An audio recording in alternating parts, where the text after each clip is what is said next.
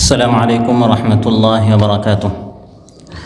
الحمد لله الذي آوى من إلى لطفه أوى، وأشهد أن لا إله إلا الله وحده لا شريك له رفع شأن العلم والعلماء، وأشهد أن سيدنا ونبينا محمدًا عبد الله ورسوله سيد العلماء وخاتم الأنبياء وخير الأصفياء الأتقياء الأنقياء، وجعل صلى الله عليه وسلم فضل العلماء كفضل القمر على كواكب السماء، صلى الله تعالى عليه وعلى آله وصحبه بدور الاهتداء وأنجم الاقتفاء।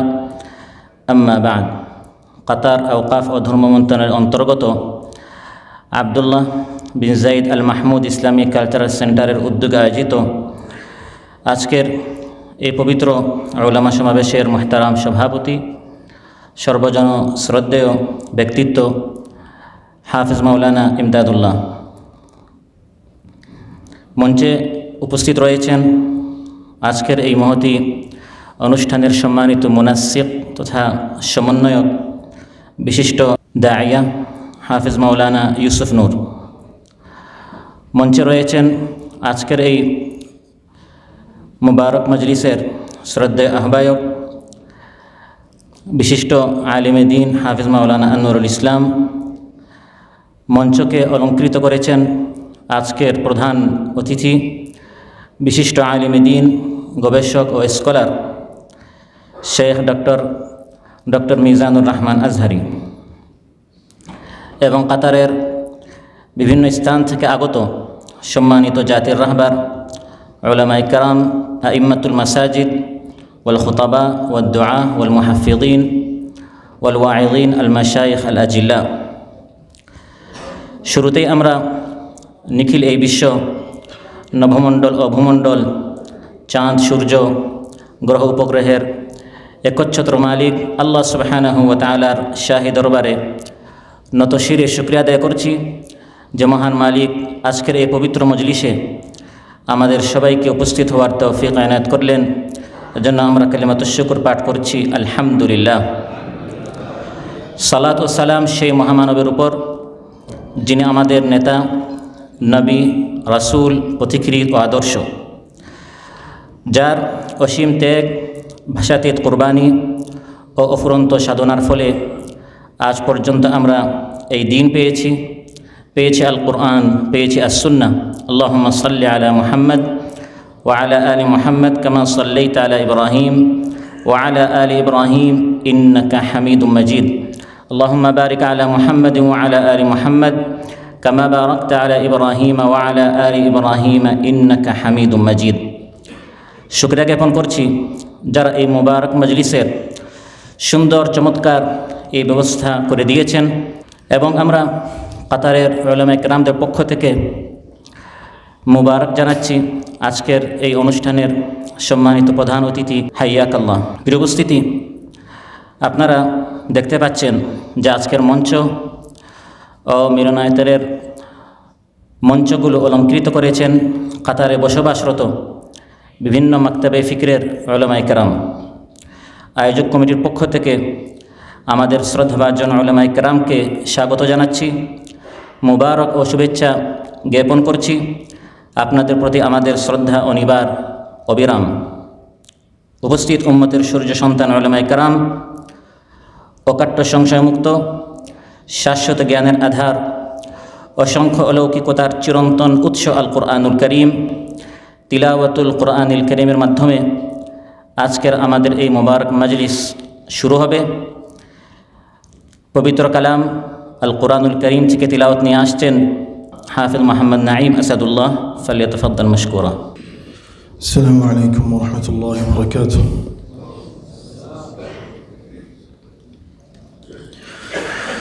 আউযু বিল্লাহি মিনাশ শাইতানির রাজীম। বিসমিল্লাহির রাহমানির রাহিম। ইয়া আইয়ুহাল্লাযীনা আমানু ইত্তাকুল্লাহা হাক্কা তুকাতিহি ولا تموتن إلا وأنتم مسلمون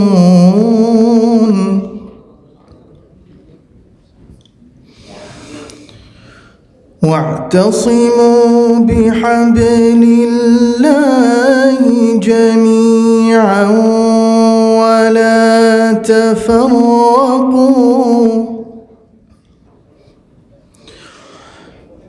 واذكروا نعمة الله عليكم إذ كنتم أعداء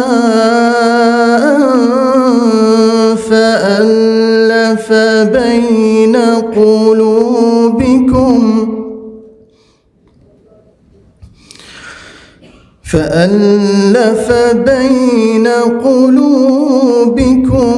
فأصبحتم بنعمته إخوانا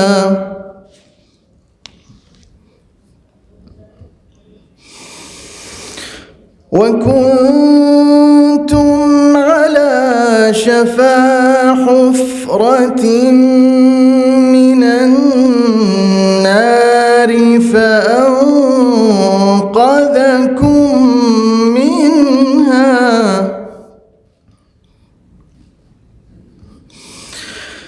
كذلك يبين الله لكم آياته لعلكم تهتدون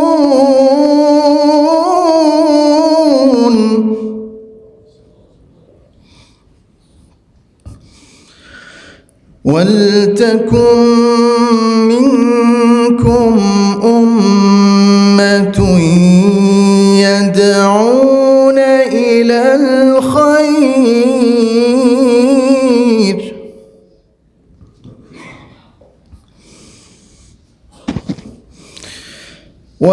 ويأمرون بالمعروف وينهون عن المنكر وأولئك هم المفلحون ولا تكونوا كالذين تفرقوا واختلفوا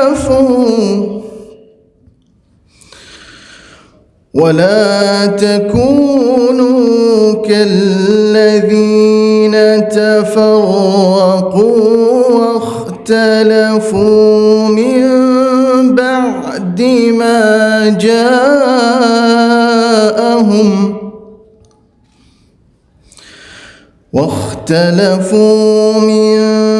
بعد ما جاءهم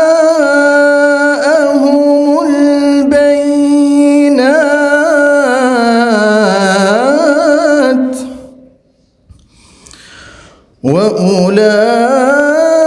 وأولئك لهم عذاب عظيم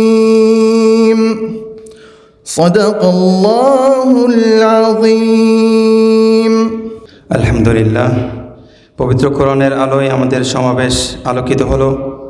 এবার সেই আলোকে আরও প্রাণবন্ত করতে পরিবেশিত হবে একটি সুন্দর ইসলামী সঙ্গীত। এই পর্যায়ে একটি প্রাণবন্ত ইসলামী সঙ্গীত পরিবেশন করার জন্য মঞ্চে আমন্ত্রণ জানাচ্ছি বিশিষ্ট কণ্ঠশিল্পী জনাব আমিনুল ইসলাম বুলবুল। জনাব আমিনুল ইসলাম বুলবুলকে সঙ্গীত পরিবেশন করার জন্য বিনীত অনুরোধ করছি। আসসালামু আলাইকুম রহমতুল্লাহ। জালেমের সম্মানে আঘাত আসে, জালেমের সম্মানে আঘাত আসে, ইসলাম বিদ্বেষী মুচকি হাসে, চোখ মেলেছে দেখো না। ও বন্ধু, ও আমার ভাই, ও ও বন্ধু ও আমার ভাই, সব ভুলে চলো আজ এক হয়ে যাই, সব ভুলে চলো আজ এক হয়ে যাই। আজ আলেমের সম্মানে আঘাত আসে, ইসলাম বিদ্বেষী মুচকি হাসে, চোখ মেলেছে দেখো না। কে আলিয়ার কওমি যে কে আলিয়ার কওমি যে আলাদা তো ওরা ভাবেনি। একতার গান আর একতার সুর গাওয়ার সময় কি আজও হয়নি। ও বন্ধু ও আমার ভাই, ও বন্ধু ও আমার ভাই, সব ভুলে চলো আজ এক হয়ে যাই, সব ভুলে চলো আজ এক হয়ে যাই। তোমার ভালো গুণ আমার ভালো গুণ মিলে যাকে কাতারে, ভুলগুলো না হয় শুধরে নেব ভালোবাসার সাগরে। তোমার ভালো গুণ আমার ভালো গুণ মিলে যাকে কাতারে, ভুলগুলো না হয় শুধরে নেব ভালোবাসার সাগরে।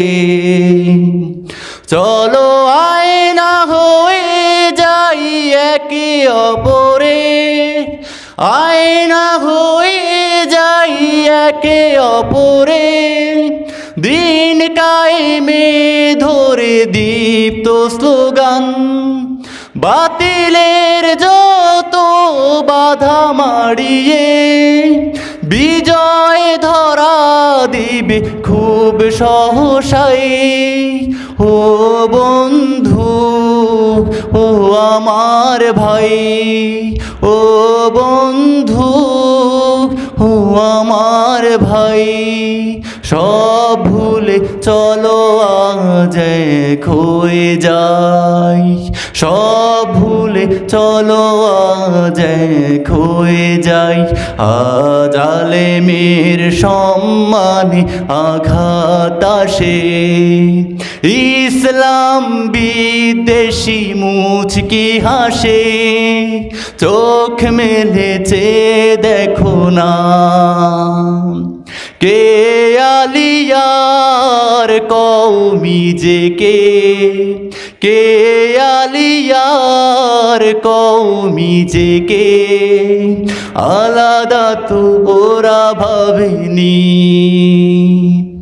একতার গান আর একতার সুর গাওয়ার সময় কি আজও হয়নি। ও বন্ধু ও আমার ভাই, ও বন্ধু ও আমার ভাই, সব ভুলে চলো আজ এক হয়ে যাই, সব ভুলে চলো আজ এক হয়ে যাই, সব ভুলে চলো আজ এক হয়ে যাই। আলহামদুলিল্লাহ, একটি চমৎকার হৃদয় নিংড়ানো ঐক্যের গান আমরা শুনলাম। আল্লাহ তাআলা আমাদের সবাইকে কাল বুনিয়ান ইয়াশুদ্দু বা'দুহু বা'দা, সুদৃঢ় মজবুত ইস্পাত কঠিন দেয়ালের মতো এক দেহ এক প্রাণ হয়ে ঐক্যে গড়ে তোলার এবং সাফান কাআন্নাহুম বুনিয়ানুম মারসুস, সীসা ঢালা প্রাচীরের মতো দিনে মেহনত করার, কামাসালিল জাসাদিল ওয়াহিদ হয়ে পরস্পর ভালোবাসা মহব্বত সৃষ্টি করার তৌফিক দান করুন। ওয়াফাকানা আল্লাহু লিমা ইউহিব্বুহু ওয়া ইয়ারদা। সম্মানিত জাতির রাহবার উলামায়ে কেরাম, এ পর্যায়ে স্বাগত বক্তব্য রাখছেন আজকের এই মহতী সমাবেশের মুনাসসিক সমন্বয়ক বিশিষ্ট আলিমে দ্বীন হাফিজ মাওলানা ইউসুফ নূর। السلام عليكم ورحمة الله وبركاته. الحمد لله والصلاة والسلام على رسول الله وعلى آله وصحبه ومن والاه. أما بعد فأعوذ بالله من الشيطان الرجيم. بسم الله الرحمن الرحيم. عباده العلماء. وقال عليه الصلاة والسلام: العلماء ورثة الأنبياء. وقال عليه الصلاة والسلام: من لم يشكر الناس لم يشكر الله. কাতার ধর্ম মন্ত্রণালয়ের অঙ্গ প্রতিষ্ঠান শেখ আবদুল্লাহ বিন জায়েদ Al Mahmud Islamic cultural centre আয়োজিত আজকের এই মহতী ওলামা সমাবেশের সম্মানিত সভাপতি, আমাদের সকলের শ্রদ্ধেয় হাফিজ মাওলানা ইমদাদুল্লাহ হাফিজাহুল্লাহ, আজকের এই ওলামা সমাবেশের প্রধান আকর্ষণ, মধ্যমণি, বাংলাদেশের ইসলাম প্রিয় জনতার প্রাণে স্পন্দন, সময়ের সেরা ইসলামী ব্যক্তিত্ব হযরত মাওলানা মিজানুর রহমান আজহারি হাফিজাহুল্লাহ ওয়া রাআ। আজকের এই আয়োজনের অন্যতম সহযোগী, আজকের এই অনুষ্ঠানের সম্মানিত আহ্বায়ক হাফেজ মাওলানা আনোয়ারুল ইসলাম এবং কাতারের বিভিন্ন প্রবাসী ইসলামী সংগঠনের সম্মানিত দায়িত্বশীল বৃন্দ, মসজিদের ইমাম ও খোতাবা হজরত এবং প্রবাসী উলামা হজরত, আপনাদের সকলকে মার্কাজ বিন জায়েদের পক্ষ থেকে আন্তরিকভাবে স্বাগত জানাচ্ছি এবং কৃতজ্ঞতা প্রকাশ করছি এই মহতী অনুষ্ঠানে যোগ দেওয়ার জন্য। কাতার ধর্ম মন্ত্রণালয়ের বছরব্যাপী ইসলামী তৎপরতা আপনাদের সকলেরই জানা আছে। বাংলাদেশ সহ বাংলা ভাষাভাষী সহ অন্যান্য ভাষাভাষী প্রবাসীদের জন্য বছরব্যাপী ইসলামী কর্মতৎপরতা চলমান। আমরা এই পবিত্র এবং পৃথিবীর গুরুত্বপূর্ণ দেশে বসবাস করছি। এই দেশ আমাদেরকে স্বাচ্ছন্দ্যে জীবিকা সংগ্রহের পাশাপাশি একটি শান্তিপূর্ণ সহ অবস্থান নিশ্চিত করে দিয়েছে। আমরা আল্লাহ রাব্বুল আলামিনের শুকরিয়া আদায় করি। কাতার সরকারের অন্যতম বৈশিষ্ট্য হচ্ছে সকল মাযহাবের সহ অবস্থান এবং ইসলামী শরিয়া ও মাসালিকের ব্যাপারে আল ওয়াসাতিয়া, মধ্যম পন্থা অবলম্বন। মার্কাজ বিন জায়েদ সেন্টারের অন্যতম মূলনীতি হচ্ছে আল ওয়াসাতিয়া, মধ্যপন্থা অবলম্বন। ইসলামী সেই নীতিকে অনুসরণ করা হয়। নাতাআওয়ান ফীমা ইত্তাফাকনা ওয়া ইয়াযুরু বা'দুনা বা'দান ফীমা ইখতালাফনা। ঐক্যমত্য বিষয়ে আমরা পরস্পর সহযোগিতা স্থাপন করব এবং পরস্পর মতবিরোধপূর্ণ বিষয়ে আমরা একে অপরকে অপারগ বিবেচনা করব এবং পরস্পর শ্রদ্ধাপূর্ণ অবস্থান বজায় রাখব। আমরা যারা এই দেশে আসি দীর্ঘদিন থেকে, আমরা অনুভব করি যে মার্কাজ বিন জায়েদ তথা কাতার ধর্ম মন্ত্রণালয় এই নীতিকে অক্ষরে অক্ষরে মেনে চলে। আমাদের আজকের যে শ্রদ্ধেয় মেহমান, ওনার প্রতি আমার ব্যক্তিগত আকর্ষণ এই কারণে যে যখনই ওনার সাথে দেখা হয়েছে, আল ওয়াসাতিয়া বা মধ্যপন্থাকে তিনি নিজের জীবনের একটি মিশন হিসেবে নিয়েছেন। তিনি আমাকে অনেকবারই বলেছেন যে আমার একান্ত স্বপ্ন হচ্ছে কাতারে যেভাবে হজরতুল আল্লাম ইউসুফ আল কারদাবী রাহিমাহুল্লাহ মার্কাজুল ওয়াসাতিয়া প্রতিষ্ঠা করেছেন। আমার খেয়ালে এরকম একটি প্রতিষ্ঠান যদি আমি করতে পারি, আমরা আল্লাহর কাছে দোয়া করি আল্লাহ ওনার এই মুবারক স্বপ্ন পূরণ করে দিন।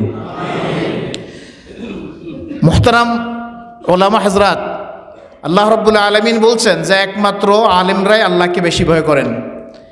ওলামাদের জন্য এর চাইতে বড় সম্মান আর কিছু হতে পারে না। আজকের এই সমাবেশ আমি মনে করি নিঃসন্দেহে আল্লাহর ওয়ালি বা আল্লাহর বন্ধুদের সমাবেশ।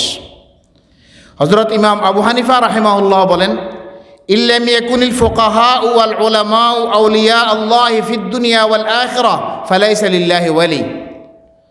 যদি দুনিয়া এবং আখিরাতে ফুকাহা এবং ওলামা আল্লাহর ওয়ালি না হন, নিশ্চিত জেনে রাখো তাহলে আল্লাহর ওলি আর কেউ হতে পারবে না। আমরা আল্লাহর কাছে দোয়া করি তিনি যেন আমাদেরকে যেভাবে এলেম দিয়ে সম্মানিত করেছেন, তিনি যেন আপন মেহেরবানিতে আমাদেরকে তার ওয়ালি বা বন্ধু হিসাবে কবুল করে নেন। ইমাম ইবনে জাওজি রাহিমাহুল্লাহ বলেন, আকরাবুল খালকি মিনাল্লাহ আল উলামা। আলেমগণ হচ্ছেন আল্লাহর সবচেয়ে নিকটের জন, সবচেয়ে আপন মানুষ। আল্লাহ আমাদেরকে তার আপন মানুষ হিসেবে কবুল করে নেন। সম্মানিত উপস্থিতি, আপনারা হযরত মাওলানার কথা শুনতে এসেছেন, আমি আপনাদেরকে শুকরিয়া জানাই এবং হযরত মাওলানাকে অন্তরের অন্তঃস্থল থেকে শুকরিয়া জানাই। অত্যন্ত ব্যস্ততার ভিতরে তিনি আমাদেরকে সময় দিয়েছেন খুব আগ্রহ ভরে, এবং সবসময় উনি খোঁজখবর নিয়েছেন এই প্রোগ্রামের জন্য, এবং তার অন্তরের মধ্যে কাতার প্রবাসীদের একটি ভিন্ন ধরনের স্থান রয়েছে। তিনি আমাদের প্রতি অত্যন্ত আন্তরিক। আল্লাহ রাব্বুল আলামিন তাকে জাযায়ে খায়ের দান করুন। আমি মুহতারাম প্রধান অতিথিকে দৃষ্টি আকর্ষণ করে বলছি, আমাদের এই কাতারের মধ্যে বাংলাদেশের ওলামায়ে কেরামের নেতৃত্বে পরিচালিত সকল ইসলামী সংগঠনের ভিতরে ভ্রাতৃত্বপূর্ণ সম্পর্ক বিদ্যমান, পরস্পর সম্প্রীতি আছে আলহামদুলিল্লাহ। আমরা যে কোনো ইসলামী তৎপরতায় পরস্পর কাঁধে কাঁধ মিলিয়ে ভেদাভেদ না করে আমরা সাড়া দিয়ে থাকি। আমরা আশা করব বাংলাদেশের পরিবর্তিত এই বাংলাদেশে গোটা জাতির চাহিদা হচ্ছে আলেমদের মাঝে কোনো ভেদাভেদ না থাকা, ইসলাম মুসলমান ও শরিয়ার প্রশ্নে আলেমদের ঐক্যবদ্ধ অবস্থান এবং একটি ঐক্যবদ্ধ ঘোষণা এবং একটি সমন্বিত কর্মসূচি বাংলাদেশের ইসলাম প্রিয় জনতার প্রাণের দাবি। যদি ঐতিহাসিক এই মুহূর্তে বাংলাদেশের ওলামা মাশায়েখ এবং ইসলামী দলের নেতৃবৃন্দ জনতার এই দাবিকে যদি পূরণ করতে না পারেন, আমি মনে করি ইতিহাসের কাছে তারা দায়বদ্ধ থাকবেন। ভবিষ্যৎ ইতিহাস তাদের এই অক্ষমতা, এই অপারগতাকে কখনো ক্ষমা করবে না। আমরা তাতারিদের সময়ের ওলামা এবং শাসকদের পদস্খলনকে এখনও ক্ষমা সুন্দর দৃষ্টিতে দেখি না। আমরা আন্দালুসিয়া পতন জন্য যারা দায়ী, আন্দালুসিয়া স্পেনের পতনের জন্য ওলামায়ে কেরাম এবং ইসলামী শাসকদের পরস্পর বিরোধ ছিল সবচেয়ে দায়ী। আমরা এখনও তাদেরকে শ্রদ্ধা ভরে স্মরণ করি না। আমরা আন্দালুসির ইতিহাস পড়লে তাদের প্রতি আমরা ঘৃণা পোষণ করি। আগত ভবিষ্যৎ যাতে 2024 এবং 25-এর ওলামায়ে কেরামকে সে চোখে না দেখে, আমরা আল্লাহর কাছে দোয়া করি জাতির এই যুগ সন্ধিক্ষণে এবং জাতির এই প্রত্যাশিত মুহূর্তে বাংলাদেশের ওলামা মাশায়েখ এবং ইসলামী দলের নেতৃবৃন্দ যাতে সময়োচিত পদক্ষেপ গ্রহণ করতে পারে। আল্লাহ হযরত মাওলানার হায়াতে বরকত দান করুন, তার কর্ম ও মিশনকে সফলতা দান করুন। আমাদের প্রত্যেকটি ইসলামী তৎপরতা আল্লাহ ইহসান এবং ইতকানের সহিত করার তৌফিক দান করুন। হযরত মাওলানা এবং আপনাদেরকে আবারও মার্কাজ বিন জায়েদের পক্ষ থেকে শুভেচ্ছা জানিয়ে আমি আমার সংক্ষিপ্ত বক্তব্য শেষ করছি। জাযাকুমুল্লাহ খাইর।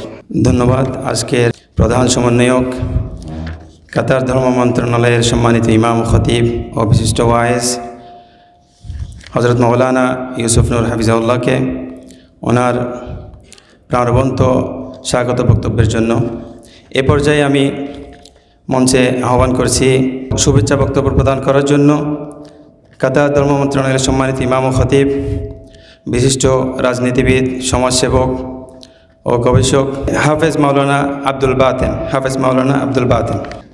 আসসালামু আলাইকুম ওয়া রাহমাতুল্লাহি ওয়া বারাকাতুহু।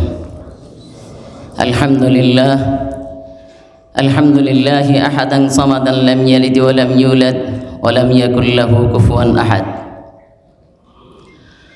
অদ্য আওকাফ কাতার ধর্ম মন্ত্রণালয়ের উদ্যোগে জায়েদ বিন আল মাহমুদ আল কালসারার আয়োজনে ওলামা সমাবেশ 2025 সম্মানিত সংগ্রামী সভাপতি ও বিশিষ্ট আলোড়ন সৃষ্টিকারী ডক্টর শেখ মিজানুর রহমান, হজরত উলামায়ে কেরাম, আইম্মাতুল মাসাজিদ এবং খোতাবা ও দ্বীন ইসলাম ভাইয়েরা, প্রত্যেককে ইসলামী আন্দোলন বাংলাদেশ কাতার কেন্দ্রীয় কমিটির পক্ষ থেকে এবং আমার অন্তরস্থল থেকে মোবারকবাদ জানাচ্ছি। সংগ্রামী সাথী ও বন্ধুগণ, আজকে আমরা এমন একজন মেহমান পেয়েছি যিনি বিশ্বনন্দিত আলোড়ন সৃষ্টিকারী, তরুণ সমাজের পথহারা আলোর দিশারি। অবশ্যই আমরা আল্লাহ দরবারে শুকরিয়া আদায় করি এরকম মেহমান পেয়ে বলি আলহামদুলিল্লাহ। এবং যারা কষ্ট করে পরিশ্রম করে এই আয়োজন করেছেন অবশ্যই তাদেরকেও ধন্যবাদ জ্ঞাপন করছি। হযরত উলামায়ে কেরাম, আল্লাহ পাক রব্বুল আলামিন বলেন আন আকিমুদ্দিন ওয়া লা তাতাফাররাকু ফি, তোমরা দিন প্রতিষ্ঠিত করো, ওয়া লা তাতাফাররাকু ফি, সেখানে তোমরা বিচ্ছিন্ন হইও না, বিচ্ছিন্নতা করিও না। যখন বাংলার জমিনে হযরত উলামায়ে কেরাম, বিভিন্ন রাজনৈতিক দলগুলো, বিশেষ করে ইসলামিক দলগুলো যখন একত্রিত হয়েছে, তখন কতিপয় কিছু লোক রামবামের সহ্য হচ্ছে না। তারা চাচ্ছে টকশোতে বিভিন্ন জায়গায় আলোচনা করে বিভিন্ন ধরনের কিভাবে আমাদের ভিতরে পাটল ধরা যায় সেই চেষ্টা তারা করতেছে। আরও কি ডাকসুতে যখন ইসলামের বিজয় হয়েছে আলহামদুলিল্লাহ, সামনে যখন রাকসুতে জয় হবে দেখতেছে, সে নির্বাচনটা পর্যন্ত বন্ধ করে দিয়েছে। তো দেখতেছে সামনে জাতীয় নির্বাচন আসতেছে, হায় হায় মৌলবিবাদ উঠতেছে, শরিয়া আইন কায়েম করবে, এই জন্য এদেরকে থামাতে হবে। এই জন্য তারা উঠে পড়ে এমনভাবে লেগেছে যে ওলামায়ে কেরাম বা ইসলামী দলগুলা আলহামদুলিল্লাহ তুম্বা আলহামদুলিল্লাহ বাংলাদেশে যেভাবে একত্রিত হয়েছে এরকম যেন একত্রিত না থাকে সেটা ভাঙ্গনের জন্য কতবার লোভ উপটকন বিভিন্ন ধরনের প্রতারণা তারা চালিয়ে যাচ্ছে। ভাইয়েরা আমার, প্রত্যেকটা দলের গঠনতন্ত্র আছে, ঠিক আছে, নীতিমালা কর্মকৌশল আছে, থাকুক সেই জায়গায়, কিন্তু সামনে আমাদের একটি সুযোগ আসতেছে, নির্বাচন, জাতীয় নির্বাচন। এই সুযোগ যদি আমরা উলামায়ে কেরাম হারিয়ে ফেলি তাহলে সামনে আমাদের অবস্থা আরও অনেক খারাপ হবে। এই জন্য আমরা আমাদের গঠনতন্ত্র থাকুক, কিন্তু নির্বাচনের জন্য একটি বক্সে আমাদের যেন ভোটগুলা পড়ে এবং সংসদে উলামায়ে কেরাম যেতে হবে, কথা বলতে হবে, নচেত এই বাহিরে আমাদের আওয়াজ তুলে লাভ হবে না যতক্ষণ পর্যন্ত আমরা সংসদে যেতে না পারবো। ভাইরা আমার, কোরআনে বলে লিল্লাহি মুলকুস সামাওয়াতি ওয়াল আরদ, আসমান এবং জমিনের মালিক কে? আল্লাহ। তাহলে আল্লাহ কোরআনে বলেন আলা লাহুল খালকু ওয়াল আমর, সৃষ্টি যার, আইন চলবে তার। বলেন সৃষ্টি যার, আইন চলবে তার। তাহলে কেন আমরা কোরআনে পড়েছি, আমরা হাদিস পড়েছি, এখানে সমস্ত উলামায়ে কেরাম আছেন, আমরা সবাই বুঝি, কেন আমরা এখনও চুপ করে বসে আছি? যে স্থান থেকে আসি, যেভাবে পারি লেখা দিয়ে, কলম দিয়ে, ফেসবুকে যেভাবে হোক উলামায়ে কেরামের প্রতিবাদ অর্থাৎ বিরোধিতা না করে আমরা এমনভাবে লেখালেখি করি, যদি কারো কিছু ভুল ভ্রান্তি দেখি সেগুলো মোছনের জন্য, এক প্ল্যাটফর্মে আনার জন্য অবশ্যই আমরা চেষ্টা করব। আল্লাহ পাক রব্বুল আলামিন আমাদের সবাইকে ইসলাম জমিনে বিজয় করার জন্য রাষ্ট্রীয়ভাবে জাতীয় নির্বাচনে এক হয়ে আমরা রাষ্ট্রীয়ভাবে ক্ষমতা যাওয়ার জন্য আল্লাহ পাক কবুল করুন। ওয়া আখিরু দাওয়ানা আনিল হামদুলিল্লাহি রাব্বিল আলামিন। জাযাকাল্লাহু খাইরা। উম্মতের রাহবার ও জাতির বিবেক, সম্মানিত উলামায়ে কেরাম, মান যাল্লাযী মা সাআ কাত ওয়া মান লাহুল হুসনা ফাকাত। কাজ করলে ভুল হওয়াটা স্বাভাবিক, কারণ যে হাঁটে না তার হোঁচট খেতে হয় না। অতএব আমরা যদি কারো ভুল দেখে থাকি তাকে অন্যদিকে বা দূরে ঠেলে না দিয়ে সুন্দর করে আমরা তার ভুল শুধরে দেব। मुसलमान के हर फ़िरक़ा ने एक दूसरे को काफिर कहा, वही एक काफिर हैं जो हम सबको मुसलमान कहा। সম্মানিত উলামা ইকরাম, এ পর্যায়ে ধন্যবাদ জ্ঞাপন করে বক্তব্য রাখছেন ওয়াজারাতুল আওকাফের সম্মানিত ইমাম হাফিজ মাওলানা আব্দুল বারী। হাফিজ মাওলানা আব্দুল বারী। আসসালামু আলাইকুম ওয়া রাহমাতুল্লাহ।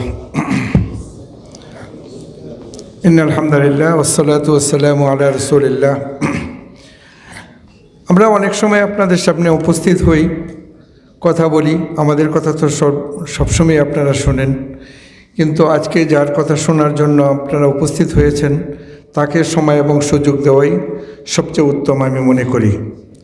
তারপরে যে আজকে আমাকে চয়েস করেছেন, আমি এবং আমার সংগঠনকে বিদায় সকলের প্রতি, বিশেষ করে আয়োজন যারা করেছেন তাদের প্রতি অবশ্যই হৃদয় উচ্ছ্বাসিত শুকরিয়া আদায় করছি। সম্মানিত সভাপতি, উপস্থিত প্রধান অতিথি, মঞ্চ উপবিষ্ট এই কাতারস্থ জীবনের, কর্মময় জীবনের সুহদ বন্ধু মাওলানা আনোয়ারুল ইসলাম সাহেব, ইউসুফ নূর ভাই এবং উপস্থিত সুধীমণ্ডলী, প্রিয় ভাইয়েরা, আমার প্রিয় ভাই আব্দুল বাতিন সাহেব যে কথাগুলো বলে গেছেন এবং ভবিষ্যতে যে বলবেন, যা বলবেন, সেগুলো আমাদের চিন্তা করা এবং আমাদের জীবনে বাস্তবায়ন করা অপরিহার্য কর্তব্য। বিদায় আমার বলতে হয়, যে চারা গাছ আমরা ছোটোকাল থেকে দেখেছি, যে গাছে পানি সিঞ্চন করেছেন,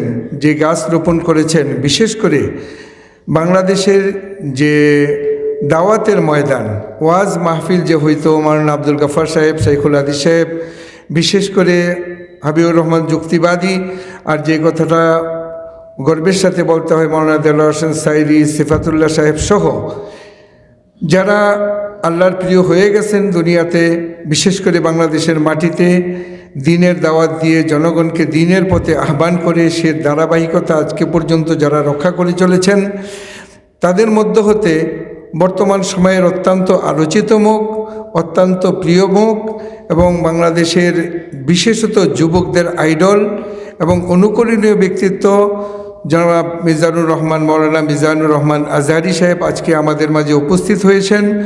প্রবাস জীবনে আমাদের যে একটা নিরামিষ জীবন, এই নিরামিষ জীবনে আমিষ দেওয়ার জন্য আমরা বিভিন্ন সময় বিভিন্ন প্রোগ্রাম করে থাকি এবং ওনারা এসে থাকেন, বিভিন্ন ওলামায়ে কেরাম এসে থাকেন বাংলাদেশ থেকে। উনি এসেছেন বিদায় আমরা আনন্দিত, ওনার প্রতি আমরা কৃতজ্ঞতা প্রকাশ করি। শুধু আমরা এতটুকুই নয়, আমরা বলবো যে আমরা শুকরগুজার, আপনি সময় ব্যয় করেছেন আমাদের জন্য, আমাদের কাতারস্থ প্রবাসীদের জন্য আপনি সময় দিয়েছেন এবং যারা আজকের এই ব্যবস্থা করেছেন তাদের সকলের নিকটেই আমরা কৃতজ্ঞতা প্রকাশ করি। আমরা আপনাদের সকলের নিকট শুকরগুজার। প্রিয় ভাইয়েরা আমার, আজকে সময় এসেছে, বিগত অর্ধ শতাব্দীকাল পর্যন্ত ওলামায়ে কেরাম এবং ইসলামী রাজনীতি যারা করেছেন, ত্যাগ তিতিক্ষা, জীবনের সব কিছু যারা বিনিময় দিয়েছেন এই ময়দানে, মানুষদেরকে, লোকদেরকে দ্বীনের পথে আহ্বান করেছেন, দ্বীনি প্রতিষ্ঠান করেছেন, যারা সমস্ত জীবনকে বিলিয়ে দিয়েছেন, তাদের যে একটা সামারা, ফলাফল গড়ে তোলার একটা সময় কিন্তু আমাদের সামনে এসেছে। বিদায় এই সময় যদি আমরা ভুল করে থাকি, যদি ওলামায়ে কেরাম এবং বিশেষ করে ইসলামী দলগুলো বিভাজন, অনৈক্য, শুধু ওলামায়ে কেরাম এবং ইসলামী দল নয়, যারা বাংলাদেশের মাটি ও মানুষকে যারা পছন্দ করে, বাংলাদেশের মাটি ও মানুষের জন্য ভবিষ্যতের যারা চিন্তা ভাবনা করে, বাংলাদেশ স্বাধীন থাকুক, বাংলাদেশের মাটি ও মানুষ চিরদিনের জন্য আজাদ থাকুক, যদি এই সময় যদি আমরা ভুল করি তাহলে শুধু অতীতের মতো নয়, আগামী দিনে হয়তো আমাদের আবারও গোলামির জিঞ্জিরে আবদ্ধ হতে হবে। বিদায় আজকে ওনাদের একটা দায়বদ্ধতা আছে। আজহারি সাহেব দেশ থেকে দেশান্তরে কী করতেছেন, দ্বীনের দাওয়াত দিতেছেন, ওনার কথা মানুষ শুনতেছে।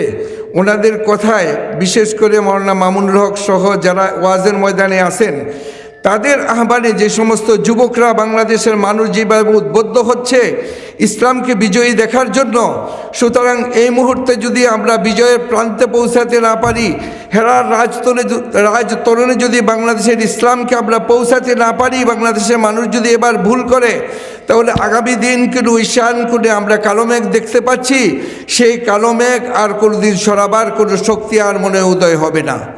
বিদায় আমাদের আর ভুল করলে চলবে না। আমাদের যত অনৈক্য আছে, অনৈক্যের যত দেওয়াল আছে সম্পূর্ণ চুরমার করে দিতে হবে। শুধু তাই নয়, আমাদের ঐক্যের ভিত্তিকে ইস্পাত কঠিন একটা শপথ নিয়ে আমাদের মত থাকতে পারে, দল থাকতে পারে, সমস্ত দলাদলি সমস্ত মতামত ভেদ করে ইমানের ভিত্তিতে একতাবদ্ধ হব, ভ্রাতৃত্বের বন্ধনে শৃঙ্খলাবদ্ধ হব এবং বাংলাদেশের মানুষের তথা সৃষ্টির সেবায় আমরা প্রতিজ্ঞাবদ্ধ হয়ে আমরা ইসলাম এবং বাংলাদেশের ভবিষ্যৎকে বিজয়ী করব ইনশাআল্লাহ। সে আহ্বান সকলের প্রতি, সে আহ্বান বিশেষ করে আমার প্রিয় ভাই, বর্তমান সমাজের সবচেয়ে আলোচিত এবং প্রিয় লোক মাওলানা মিজানুর রহমান আজহারী সাহেবকেও বলবো, অনুরোধ করব। আমি অত্যন্ত খুশি হয়েছি, বলতে গেলে আনন্দে কেঁদেছি যে গত হজে সবাইকে দেখেছি একসাথে, মাওলানা মামুনুল হক, মাহফুজুল হক, মাওলানা মোস্তাকুর নবী, শেখ আহমদুল্লাহ, এমনিভাবে সমস্ত ওলামায়ে কেরাম আমরা একত্রিত হয়ে গেছে। তখন এই অবস্থাটা দেখে মনে হচ্ছে যে বাংলাদেশের যে একটা ভেদাভেদ ছিল, দূরত্ব ছিল, সেটা যেন আল্লাহ তাআলা দূর করে দিছে। আমরা মনে হয় ঐক্য, একই প্ল্যাটফর্মে আমরা মনে হচ্ছে একই পরিবারের সন্তান। বিদায় ওনার প্রতি একটা আহ্বান থাকবে, আপনি এই বিষয়টি শুধু মনে মনে লালন করেন তা নয়, সেই ঐক্যটা কিভাবে গঠিত হইতে পারে, সেই ঐক্যের ভিত্তিতে আমরা কিভাবে কাজ করতে পারি, বাংলাদেশের আগামী দিনের ভবিষ্যৎটা যেন সুন্দর হয়, সাবলীল হয়, ইসলামের হয়। এই জন্য আপনি সবচেয়ে বেশি কুরবানি যারা করতে হবে তাদের মধ্যে আপনিও একজন। ধন্যবাদ আপনাকে আপনার এই আগমনের জন্য, ধন্যবাদ আজকে আয়োজনের জন্য, ধন্যবাদ সকলের প্রতি। আসসালামু আলাইকুম। অসংখ্য ধন্যবাদ হাফেজ মাওলানা আব্দুল বারী হাফিজাহুল্লাহকে ওনার প্রাণবন্ত শুভেচ্ছা বক্তব্য প্রদানের জন্য। আজকের এই মহতী সমাবেশে আমরা একত্রিত হয়েছি আল্লাহর কালামের আলোয় নিজেদেরকে হৃদয়কে উজ্জ্বল করার জন্য। আল্লাহ সুবহানাহু ওয়া তাআলা বলেন, ফাবাশশির ইবাদিল্লাযীনা ইসতামিউনাল কওল ফায়াত্তাবিউনা আহসানাহ। সুতরাং আমরা উক্ত আয়াতের আলোকে আমরা সঠিক, সত্য এবং উত্তমটিকে গ্রহণ করব। এই পর্যায়ে আমি শুভেচ্ছা বক্তব্য প্রদান করার জন্য মঞ্চে আহ্বান করছি বিশিষ্ট ব্যবসায়ী, সমাজসেবক ও ইমাম ও খতিব জনাব মাওলানা হাফেজ আব্দুল হাসিব। জনাব মাওলানা হাফেজ আব্দুল হাসিব। বিসমিল্লাহির রহমানির রহিম। নাহমাদুহু ওয়া নুসাল্লি আলা রাসূলিহিল কারীম। আম্মা বা'দু ফাআউযু বিল্লাহি মিনাশ শাইতানির রাজীম। ইয়া আইয়ুহাল্লাযীনা আমানু ইত্তাকুল্লাহা ওয়া কুনু মা'আস সাদিকিন। সাদাকাল্লাহুল আযীম। মরকজ শেখ আব্দুল্লাহ বিন জায়েদ আল মাহমুদ কর্তৃক আয়োজিত আজকের এই উলামা সমাবেশের মুহতারাম সভাপতি, মঞ্চে উপস্থিত আজকের প্রধান অতিথি বিশিষ্ট আলেমে দ্বীন, ইসলামী চিন্তাবিদ, আন্তর্জাতিক খ্যাতিসম্পন্ন মুফাসসিরে কোরআন ডক্টর মিজানুর রহমান আজহারী হাফিজাহুল্লাহ, উপস্থিত সম্মানিত ওলামায়ে কেরাম, আইম্মা মাসাজিদ এবং সর্বস্তরের প্রিয় দিনী ভাইয়েরা আমার, শুরুতে সকলকে আন্তরিক শুভেচ্ছা এবং মোবারকবাদ জানাই। আসলে আজকে আমরা এখানে উপস্থিত হয়েছি আজহারী সাহেবের বয়ান শোনার জন্য। এইখানে কথা বলে এই গুরুত্বপূর্ণ সময় নষ্ট করা, এইটা সমীচীন মনে করি না।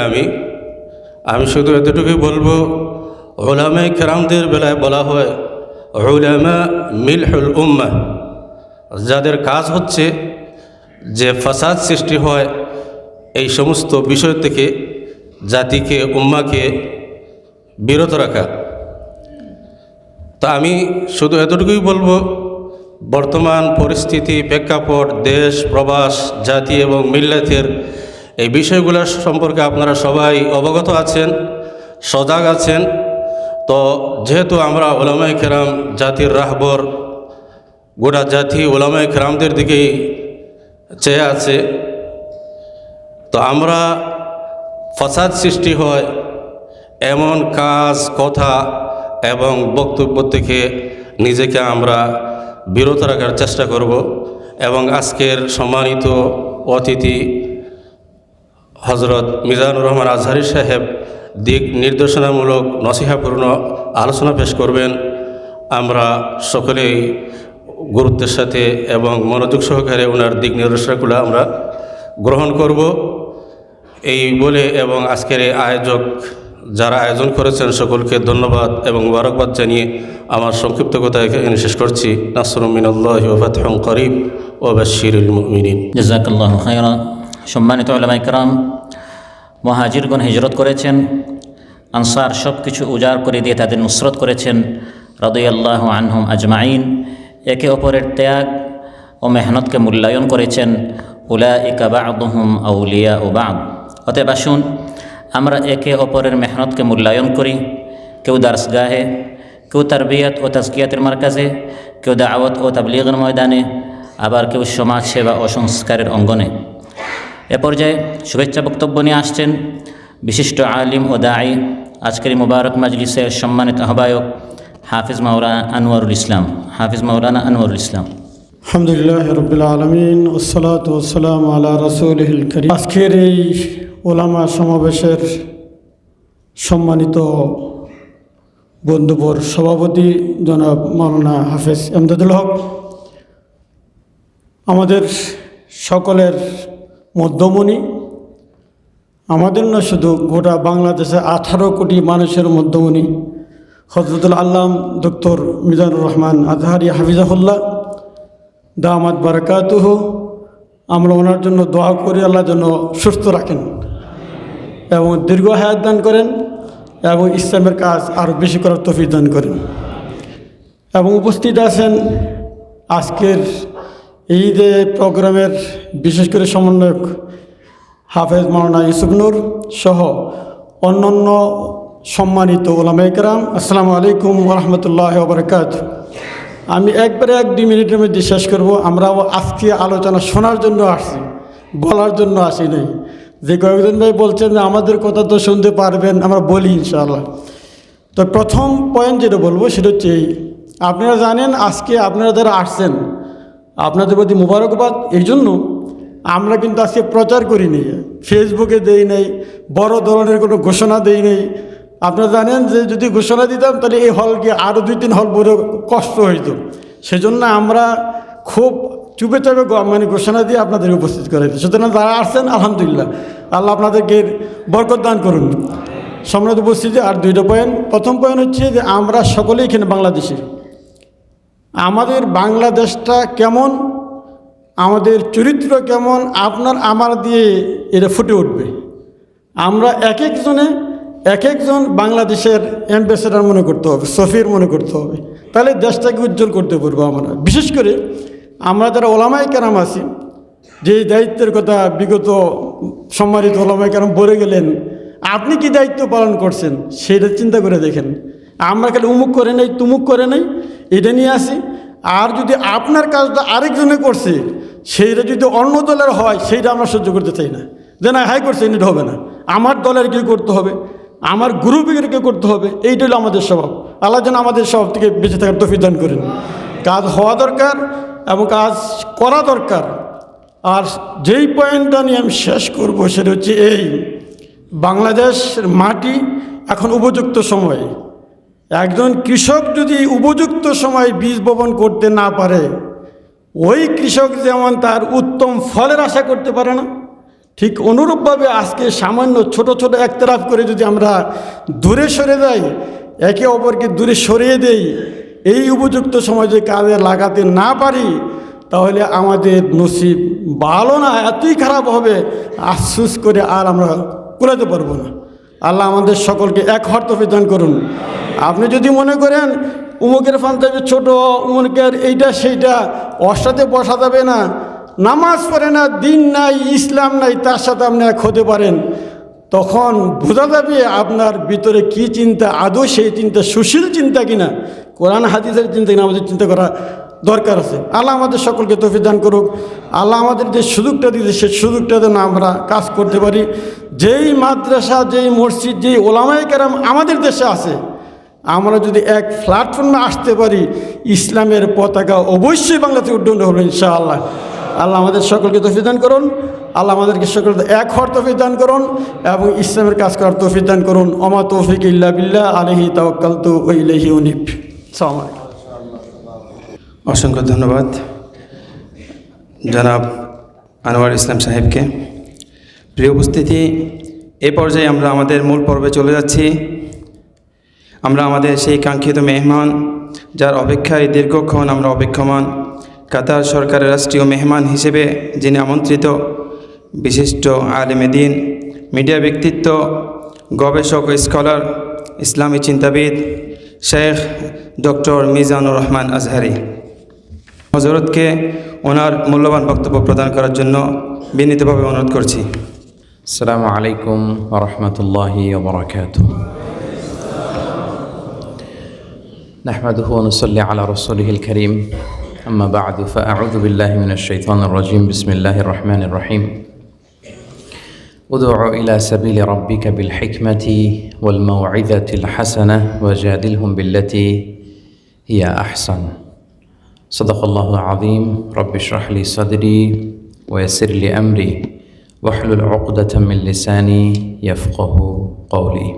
কাতার আওকাফ ও ধর্ম মন্ত্রণালয়ের অন্তর্গত আবদুল্লাহ বিন জায়েদ আল মাহমুদ ইসলামিক কালচারাল সেন্টারের উদ্যোগে আয়োজিত আজকের এই ওলামা সমাবেশের সম্মানিত সভাপতি হাফিজ মাওলানা ইমদাদুল্লাহ হাফিজাহুল্লাহ ওয়া রাআহ, আজকের প্রোগ্রামের প্রধান আহ্বায়ক হাফিজ মাওলানা আনোয়ারুল ইসলাম হাফিজাহুল্লাহ ওয়া রাআহ, আজকের প্রোগ্রামের প্রধান সমন্বয়ক হাফিজ মাওলানা ইউসুফ নূর হাফিজাহুল্লাহ ওয়া রাআহ, আজকের এই প্রোগ্রামে উপস্থিত আছেন কাতারে অবস্থিত বিভিন্ন মসজিদের আইম্মাতুল মাসাজিদ, খোতাবা, স্কলার্স, প্রিচার্স এবং বিভিন্ন পেশার, বয়সের সম্মানিত উপস্থিতি। শুরুতে আমরা আল্লাহ রাব্বুল ইজ্জা ওয়াল জালালের দরবারে শুকরিয়া জ্ঞাপন করছি যে আল্লাহ তাআলা আমাদেরকে আমাদের প্রিয় মাতৃভূমি বাংলাদেশ থেকে অনেক অনেক দূরে কাতারের রাজধানী দোহাতে এই বিন জায়েদ আল মাহমুদ ইসলামিক কালচারাল সেন্টারে একত্রিত হওয়ার সুযোগ করে দিয়েছেন। আমরা সবাই পড়ছি কালিমাতুশ শুকর আলহামদুলিল্লাহ। এই সফরটা আমার খুব সম্ভবত কাতারের তৃতীয় সফর। এর আগেও দুইবার আমার আসার সুযোগ হয়েছে এবং প্রথমবার এসেছিলাম 2018 সালে। আমি যদি ভুল করে না থাকি এই হলরুমেই রমাদানুল মুবারকে আমরা একটা প্রোগ্রামে জয়েন করেছিলাম। খুব ক্রাউড ছিল, পুরো হলরুম প্যাকড ছিল। তারপরে খুব সম্ভবত 22 সালে একবার আসার আমার সুযোগ হয়েছে আলহামদুলিল্লাহ। এটা আমার তৃতীয় সফর। অনেকে বলছিলেন যে কাতারের সাথে আমার একটা হৃদ্যতা, ভালোবাসা, আলাকা তৈরি হয়েছে। আসলে এটা আমিও ফিল করি। বাংলাদেশ, মালয়েশিয়ার পরে কাতারকে আমি মন থেকে খুব ফিল করি। আমার কাছে কেমন যেন মনে হয় কাতার গোটা উম্মাকে ওন করে। উম্মা সেন্ট্রিক চিন্তা কাতারের মধ্যে, কাতারের যে আমির তামিম আল মাজেদ ওনার মধ্যে আছে। কাতারের বিভিন্ন কার্যক্রমে তারা যখন মিডিয়েটর, মধ্যস্থতার ভূমিকা পালন করে, উম্মা সেন্ট্রিক বিভিন্ন ব্যাপারে খুব শক্ত ভূমিকা যখন রাখে, তখন হৃদয় থেকেই কাতারের জন্য একটা ভালোবাসা চলে আসে। আমরা আল্লাহ তাআলার কাছে দোয়া করছি আল্লাহ তাআলা কাতারকে সব ধরনের বিপদ আপদ থেকে হেফাজত করুক। রব্বিনা ইয়াহফাজ কাতার। তো সম্মানিত সুধী, সব শেষের দিকে বক্তব্য দেওয়ার একটা সুবিধা হচ্ছে জরুরি সব কথা বলা হয়ে যায় আর কি। আমি খুব মন্ত্রমুগ্ধ হয়ে শুনছিলাম এখানে কাতারে অবস্থিত বাংলাদেশের বিভিন্ন ইসলামিক অর্গানাইজেশনের আপনারা দায়িত্বশীল যারা আছেন, প্রতিনিধি যারা আছেন, খুব চমৎকার কথা বলছিলেন। আরও কিছু সময় যদি শুনতে পারতাম এটা আমার জন্য সৌভাগ্যের কারণ হতো। খুব চমৎকার কথা আমরা শুনছিলাম, আলহামদুলিল্লাহ। এবং আমি খুবই সম্মানিত বোধ করছি যে আজকের এই প্রোগ্রামে আমাকে কিছু কথা রাখবার জন্য ইনভাইট করা হয়েছে। আমরা আলোচকদের মধ্য থেকে যেই আকাঙ্ক্ষা, প্রত্যাশা বা তাড়নার কথা আমরা দেখলাম বা শুনলাম, এতে মনে হচ্ছে যে প্রত্যেকের আকাঙ্ক্ষা বা প্রত্যাশা একই রকম। আমরা সবাই চাই একটা ঐক্যবদ্ধ বাংলাদেশ, আমরা চাই একটা সুন্দর বাংলাদেশ। গত 54 বছরে আমরা ইসলামকে বিজয়ী শক্তির আসনে দেখতে পাই নাই। প্রত্যেকের একটা আকাঙ্ক্ষা যে ইসলাম বিজয়ী শক্তির আসনে আসীন হোক, ঠিক কিনা বলেন? সবাই আমরা এটা চাই। তো বারবার এই কথাগুলো উঠেও আসছে যে এই যে চমৎকার একটা পরিবেশ আল্লাহ তাআলা আমাদেরকে করে দিয়েছেন, আমাদের কোনো কথা, আমাদের কোনো কাজে, আমাদের কোনো কমেন্টসে বা আমাদের কোনো স্টেটমেন্টে এমন কিছু যেন না আসে, উঠে না আসে যেটা আমাদের এই ঐক্য প্রচেষ্টাকে নস্যাৎ করে দিবে, এই চমৎকার সম্ভাবনাকে নস্যাৎ করে দিবে, এমনটা যেন না আসে। এটাই আমাদের জন্য সবচেয়ে বড় রিমাইন্ডার। সম্মানিত সুধী, আমি ছোট্ট একটা টপিককে সামনে রেখে আপনাদের সামনে কিছু কথা উপস্থাপনের চেষ্টা করবো ইনশাআল্লাহ বিইذনিল্লাহ। এগুলো নতুন কোনো কথা নয়, কথাগুলো আপনারা সবাই জানেন। জাস্ট রিমাইন্ডার হিসেবে এই প্রোগ্রামগুলোতে আমরা প্রবাস জীবনে, আমাদের এক সম্মানিত আলোচক বলছিলেন যে প্রবাস জীবনের সময়টা হচ্ছে নিরামিষ সময় আর কি। তো নানা উপলক্ষে আমরা যখন একত্রিত হই, একসাথে বসি, এটা অনেক আনন্দের কারণ হয় আমাদের জন্য, হৃদ্যতা, ভ্রাতৃত্বের কারণ হয়। তো যেই টপিকটা নিয়ে আমি আপনাদের সামনে কিছু কথা বলবো, নতুন কোনো কথা নয়, এগুলো আমরা জানি। ওয়াযাক্কির ফাইন্না যিকরা তানফাউল মুমিনিন। আল্লাহ তাআলা বলছেন যে নবী হে, আপনি রিমাইন্ডার দিন, উপদেশ দিন। উপদেশ, রিমাইন্ডার, এটা বিশ্বাসীদের অনেক কাজে দেয়, তাদের জীবনে অনেক কাজে লাগে। তো এই উপদেশ মালা থেকে কিছু রিমাইন্ডার হিসাবে আপনাদের সাথে সামান্য কিছু কথা শেয়ার করব। যে টপিকটার উপর কিছু কথা আজকে উপস্থাপনের চেষ্টা করব সেটা হচ্ছে মানহাজুদ দাওয়া আন-নাবাবিয়্যা। যেহেতু আপনারা এখানে দুআত হিসেবে দায়িত্ব পালন করছেন, আইম্মাতুল মাসাজিদ হিসেবে, খতিব হিসেবে দায়িত্ব পালন করছেন, সো আমার কাছে মনে হয়েছে যে আজকে স্কলার্সদের এই ফোরামে, প্রিচার্সদের এই ফোরামে এই টপিকটা হয়তো খুব রেলেভেন্ট হতে পারে, যুক্তিযুক্ত হতে পারে, খুবই প্রাসঙ্গিক হতে পারে। এবং সেটার ধারাবাহিকতায় আমি শুরুতে কালামুল্লাহ মাজিদ থেকে একটি আয়াত তেলাওয়াত করেছি, যেখানে আল্লাহ রাব্বুল ইজ্জা ওয়াল জালাল তিনি কিভাবে দাওয়াতি কাজ আমরা করব, বাণীবাহকের কাজ আমরা করব, এটা খুব প্রেসাইজলি স্পষ্ট করে বলে দিয়েছেন যে নবী হে, আপনি আল্লাহর পথে মানুষকে ডাকুন প্রজ্ঞার সাথে এবং সুন্দর উপদেশমালার সাথে, এবং তাদের সাথে তর্ক করুন এমন পন্থায় যেটা সর্বোত্তম। তো এই একটি আয়াতের মধ্য দিয়ে বেসিকলি মানহাজুদ দাওয়া আন-নাবাবিয়্যা বা প্রফেটিক দাওয়া মেথডোলজি কোনটা খুব স্পষ্ট হয়ে যায় যে দাওয়াতি কাজ আমরা যারা করি এটা অনেক নোবেল একটা মিশন। এই কাজ যখন আমরা করব, এখানে প্রজ্ঞা থাকতে হবে, কোথায় কি বলতে হয়, কতটুকু বলতে হয়, এগুলো খেয়াল করে আমাদেরকে প্রসিড করা উচিত। একটা মানুষের কথা বলা শিখতে লাগে, আমরা জানি যে মাত্র 2 বছর, কিন্তু কোথায় কি বলতে হবে এটা শিখতে আজীবন লেগে যায়। তো প্রজ্ঞার সাথে এই দাওয়ার কাজ করা, এটা আল্লাহ তাআলা নিজেই নির্ধারণ করে দিয়েছেন। এবং এটাই বেসিকলি আমরা আমাদের দাওয়াতি মানহাজের ক্ষেত্রে যে আমরা বলি মানহাজুল ওয়াসাতিয়াতি ওয়াল ইতিদাল, মধ্যমপন্থার দাওয়া। মধ্যমপন্থার দাওয়া বেসিকলি এইটাই, যে আমরা যে কথাগুলো বলবো এখানে যেন প্রজ্ঞা থাকে, উইজডম থাকে। হিকমা, প্রজ্ঞা বা উইজডম কি? হিকমা হচ্ছে বেসিকলি জ্ঞানের সাথে যখন কমন সেন্সের কম্বাইন হয়, কম্বিনেশন হয়, ইট reflects as wisdom. I repeat, আমি আবারও বলছি, নলেজ আর কমন সেন্স, মানে ওয়াহির সাথে যখন আকল একসাথে মিলে রিফ্লেক্ট করে, এটাই উইজডম। তো আল্লাহ তাআলা বলছেন যে উদউ ইলা সাবিলি রাব্বিকা বিল হিকমা। হে নবী, আপনি আল্লাহর পথে মানুষকে ডাকুন এই হিকমার সাথে, প্রজ্ঞার সাথে, ওয়াল মাউইযাতিল হাসানা, এবং সুন্দর উপদেশ মালার সাথে।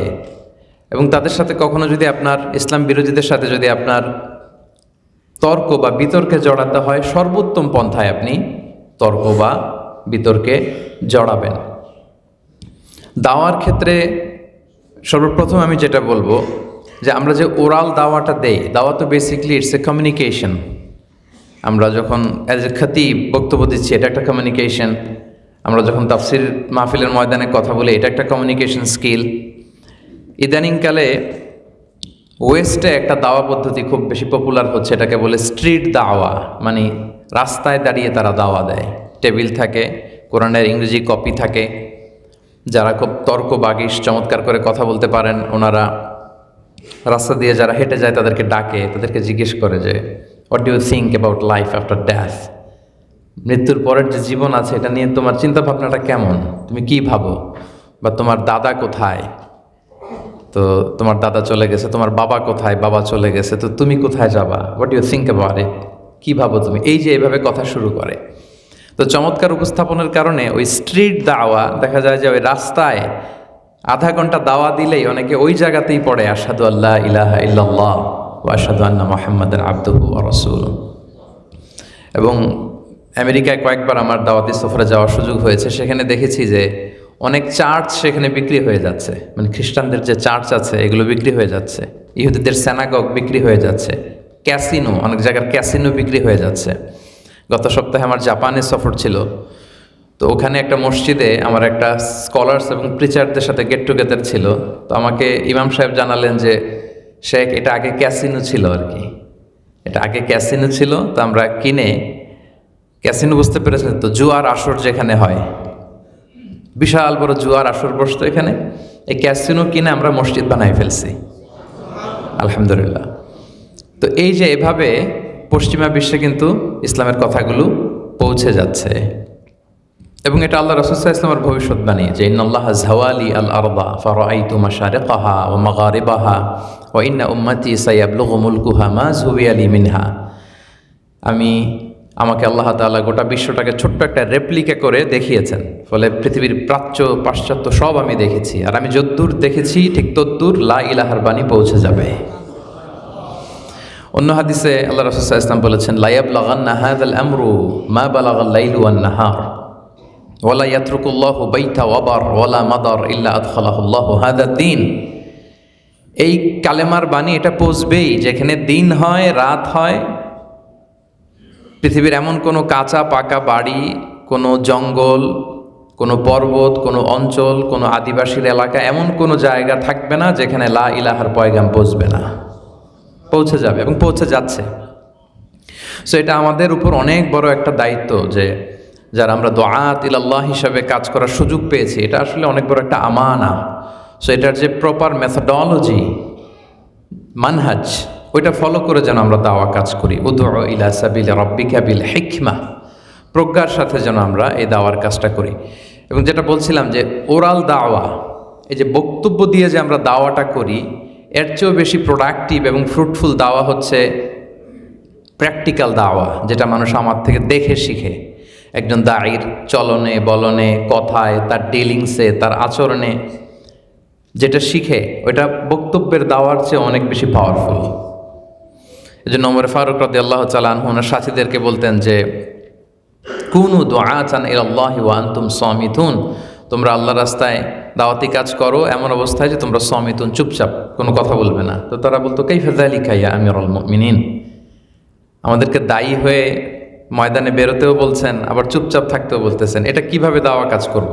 তো ওমর ফারুক রাদিয়াল্লাহু তাআলা আনহু বলতেন বি আখলাকিকুম, এই দাওয়াটা দিবে তোমরা তোমাদের আখলাক দিয়ে, তোমরা তোমাদের ডিলিংস, তোমাদের ব্যক্তিত্ব, তোমাদের কাজ কর্ম, এটার মধ্য দিয়ে যে দাওয়াটা দিবা ওইটা হবে সবচেয়ে প্রোডাক্টিভ দাওয়া। তাহলে দাওয়ার মানহাজের ক্ষেত্রে কথা বলতে গেলে প্রথম কথা হচ্ছে যে we should be a living dai, living dai. আম্মা জান আয়েশা রাদিয়াল্লাহু তাআলা আনহা বলতেন না যে কানা খুলুকুহু আল কোরআন, রাসূলুল্লাহ সাল্লাল্লাহু আলাইহি ওয়া আলিহি ওয়াসাল্লামের চরিত্র ছিল কোরআন। ইনদামা রাসূলুল্লাহ সাল্লাল্লাহু আলাইহি ওয়াসাল্লাম ইয়ামশি আলাল আরদ কাআন্নাল কোরআন ইয়ামশি আলাইহি, রাসূল সাল্লাল্লাহু আলাইহি ওয়াসাল্লাম যখন হেঁটে যেতেন as if a living Quran is walking on the street, মনে হতো যে একটা জীবন্ত কোরআন রাস্তা দিয়ে হেঁটে হেঁটে যাচ্ছে। সো দাওয়ার ক্ষেত্রে একজন লিভিং দায়ী, আমরা যারা দাওয়া অঙ্গনে আল্লাহ তাআলা আমাদেরকে কাজ করার সুযোগ করে দিয়েছেন, আমরা যেন লিভিং দায়ী হইতে পারি, মানে জীবন্ত দাওয়া। আমার আচরণে, আমার কথায়, আমার চলনে বলনে মানুষ যেন মেসেজ পায়, বার্তা পায়, এই চেষ্টাটা আমাদের করতে হবে। এবং দাওয়ার ল্যাঙ্গুয়েজ হতে হবে খুব soft and mild. The language of dawah should be very soft and mild and touchy. এটা টাচি হইতে হবে। হৃদয় থেকে যেই কথা বেরোয় ওই কথাই অন্যের হৃদয়ে যে স্পর্শ করে, হৃদয় থেকে বেরোয় আসা কথাই অন্যের হৃদয়ে যে টাচ করে। আমরা যদি দেখি যে মুসা আলাইহিসসালাম এবং হারুন আলাইহিসসালাম তাদেরকে আল্লাহ তাআলা কি বলেছেন, ফেরাউনের কাছে যখন দাওয়া নিয়ে যেতে বলা হয়েছে, আল্লাহ তাআলা বলেছেন যে ফাকুলা লাহু কওলান লাইয়িনা লাআল্লাহু ইয়াতাযাক্কারু আও ইয়াখশা। হে মুসা এবং হারুন, তোমরা খুব সফট ল্যাঙ্গুয়েজে, খুব কোমল ভাষায়, একটা দরদ নিয়ে, একটা আদর মাখা কথামালা দিয়ে তোমরা দাওয়াত দাও, হয়তো সে উপদেশ গ্রহণ করবে। আচ্ছা সম্মানিত ভাইয়া, একটু খেয়াল করে দেখুন তো, আমরা আমাদের সমাজে আশেপাশে যাদেরকে পাপী মনে করি, যে সে আসলে পাপী, পাপাচারী, ফাসিক, জালেম, আমাদের সমাজের, আমাদের চোখে দেখা জালেমরা কি ফেরাউনের চেয়ে বড় জালেম? আমরা যাদেরকে গোমরা মনে করি, বাতিল মনে করি, খারাপ মনে করি, পাপী মনে করি, তারা কি ফেরাউনের চেয়ে বড় পাপী? না। তাহলে ফেরাউনের কাছে দাওয়াত নিয়ে যাওয়ার সময় আল্লাহ তাআলা বললেন ফাকুল আলাহু কওলান লাইয়িনা, সফট ল্যাঙ্গুয়েজে বল। এটা আসলে মানুষের স্বাভাবিক, তার আচরণটাও এরকম, প্রবৃত্তিটাও এরকম, বা প্রকৃতিটা এরকম যে আপনি যদি হিট করে কাউকে কথা বলেন সে শুনবে না। আপনি যদি সফটলি বলেন, মাইল্ডলি বলেন, একটা দরদ নিয়ে বলেন যে হায় রে আমার ভাইগুলো বুঝতেছে না, তারা সঠিক পথে থাকতে পারতেছে না, এই দরদের জায়গা থেকে যখন আপনি বলবেন, আপনার দাওয়াটা ফলপ্রসূ হবে, এটা ফ্রুটফুল হবে, প্রোডাক্টিভ হবে। তাহলে দাওয়ার ক্ষেত্রে এজ এ দাঈ ইলাল্লাহ আমাদের এটা খেয়াল রাখতে হবে যে আমাদের ল্যাঙ্গুয়েজ হইতে হবে ভেরি সফট অ্যান্ড মাইল্ড। রাসূল সাল্লাল্লাহু আলাইহি ওয়াসাল্লামের আপনি দাওয়া যদি দেখেন যে মোস্ট অফ দ্য টাইম রাসূল সাল্লাল্লাহু আলাইহি ওয়াসাল্লাম খুব সফট ল্যাঙ্গুয়েজে, খুব হৃদয়গ্রাহী বক্তব্য করতেন। তিনি তেজস্বী বক্তব্য যে দিতেন না তা না, দিতেন।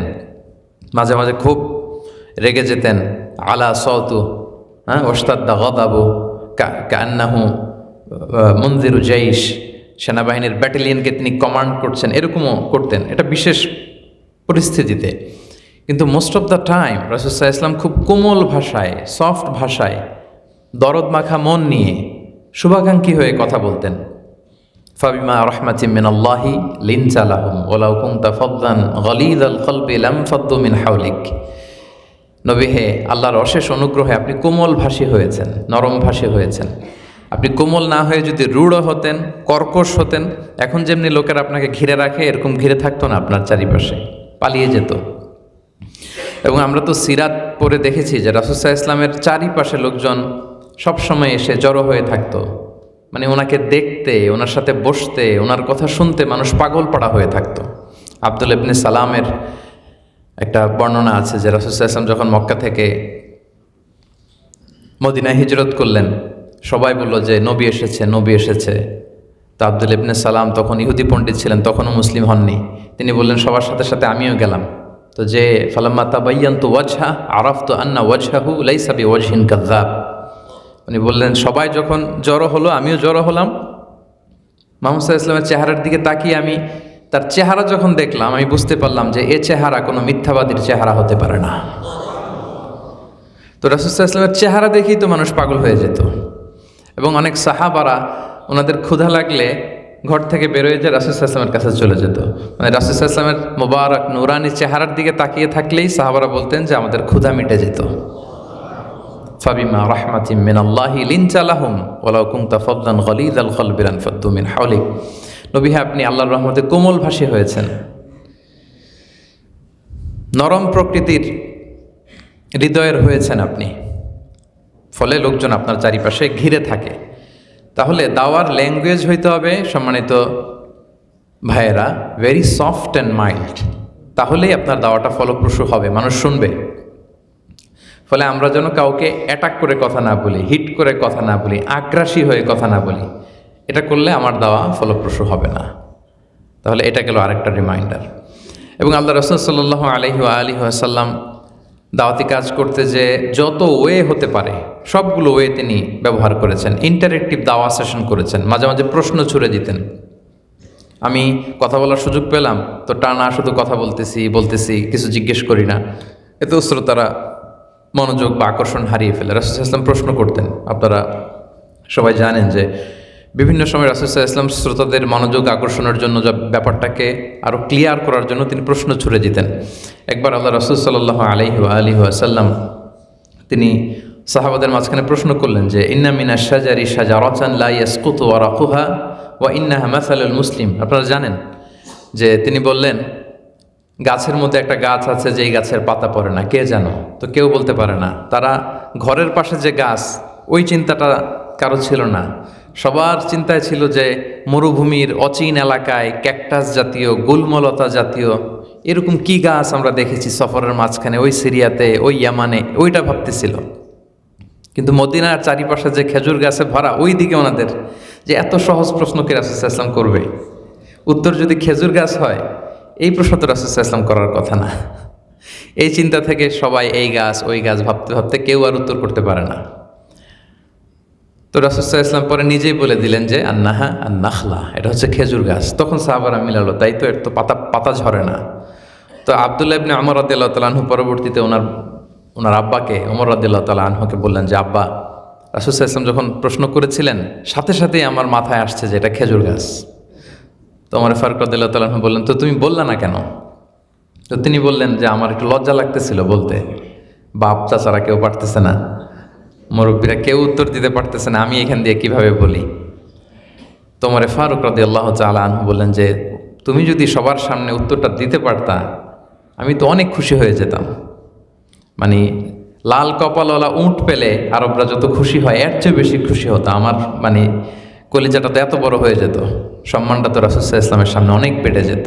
তো এই যে দেখেন রাসূল সাল্লাল্লাহু আলাইহি ওয়াসাল্লাম হুট করে বললেই, কথা শুরু করলেই পারতেন যে এরকম একটা গাছ আছে পাতা ঝরে না, এটা হচ্ছে খেজুর গাছ। এর উদাহরণ মুসলিমের উদাহরণ না।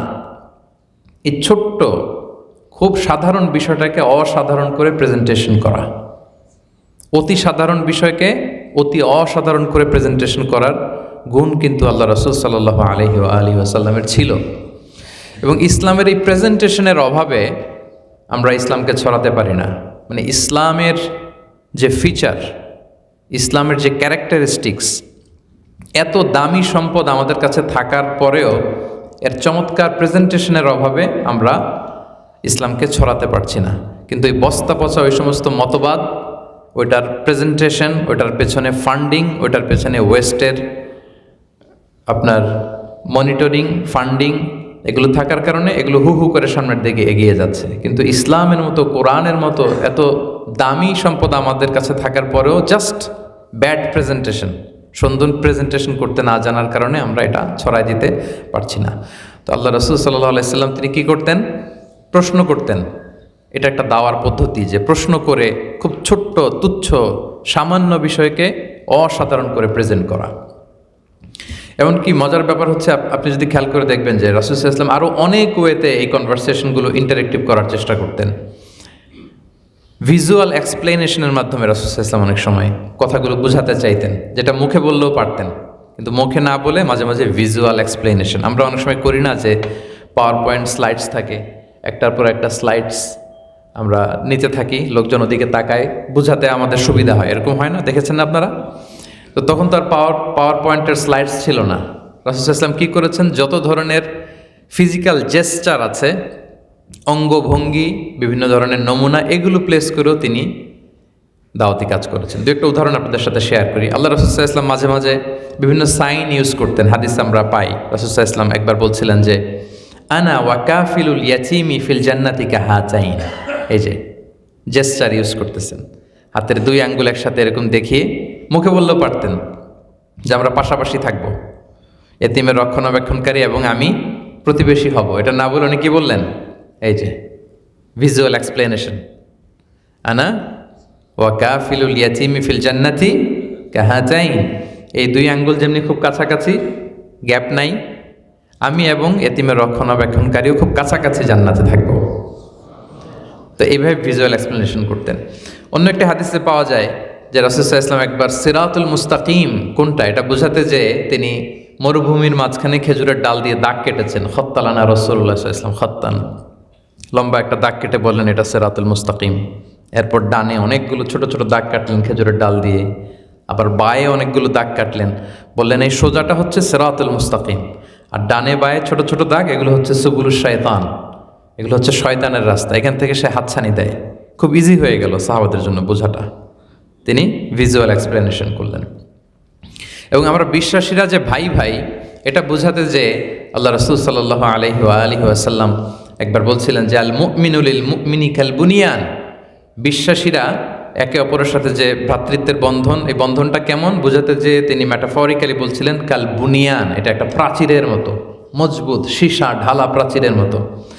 এবং বলতে যে উনি বলছেন যে ইয়াশুদ্দু বা'দুহু বা'দান ওয়া শাব্বাকা বাইনা আসাবিহি, এটা বোঝাতে যে আবার ভিজুয়াল এক্সপ্লেনেশন উনি এইভাবে দেখাচ্ছেন যে হাতের এই পাঁচ আঙ্গুল, এই পাঁচ আঙ্গুলের মধ্যে এইভাবে করে ধরলে যেরকম মজবুত, আমরা মুমিনরা, আমরা ভাই ভাই, আমাদের সম্পর্ক ঠিক এরকম মজবুত।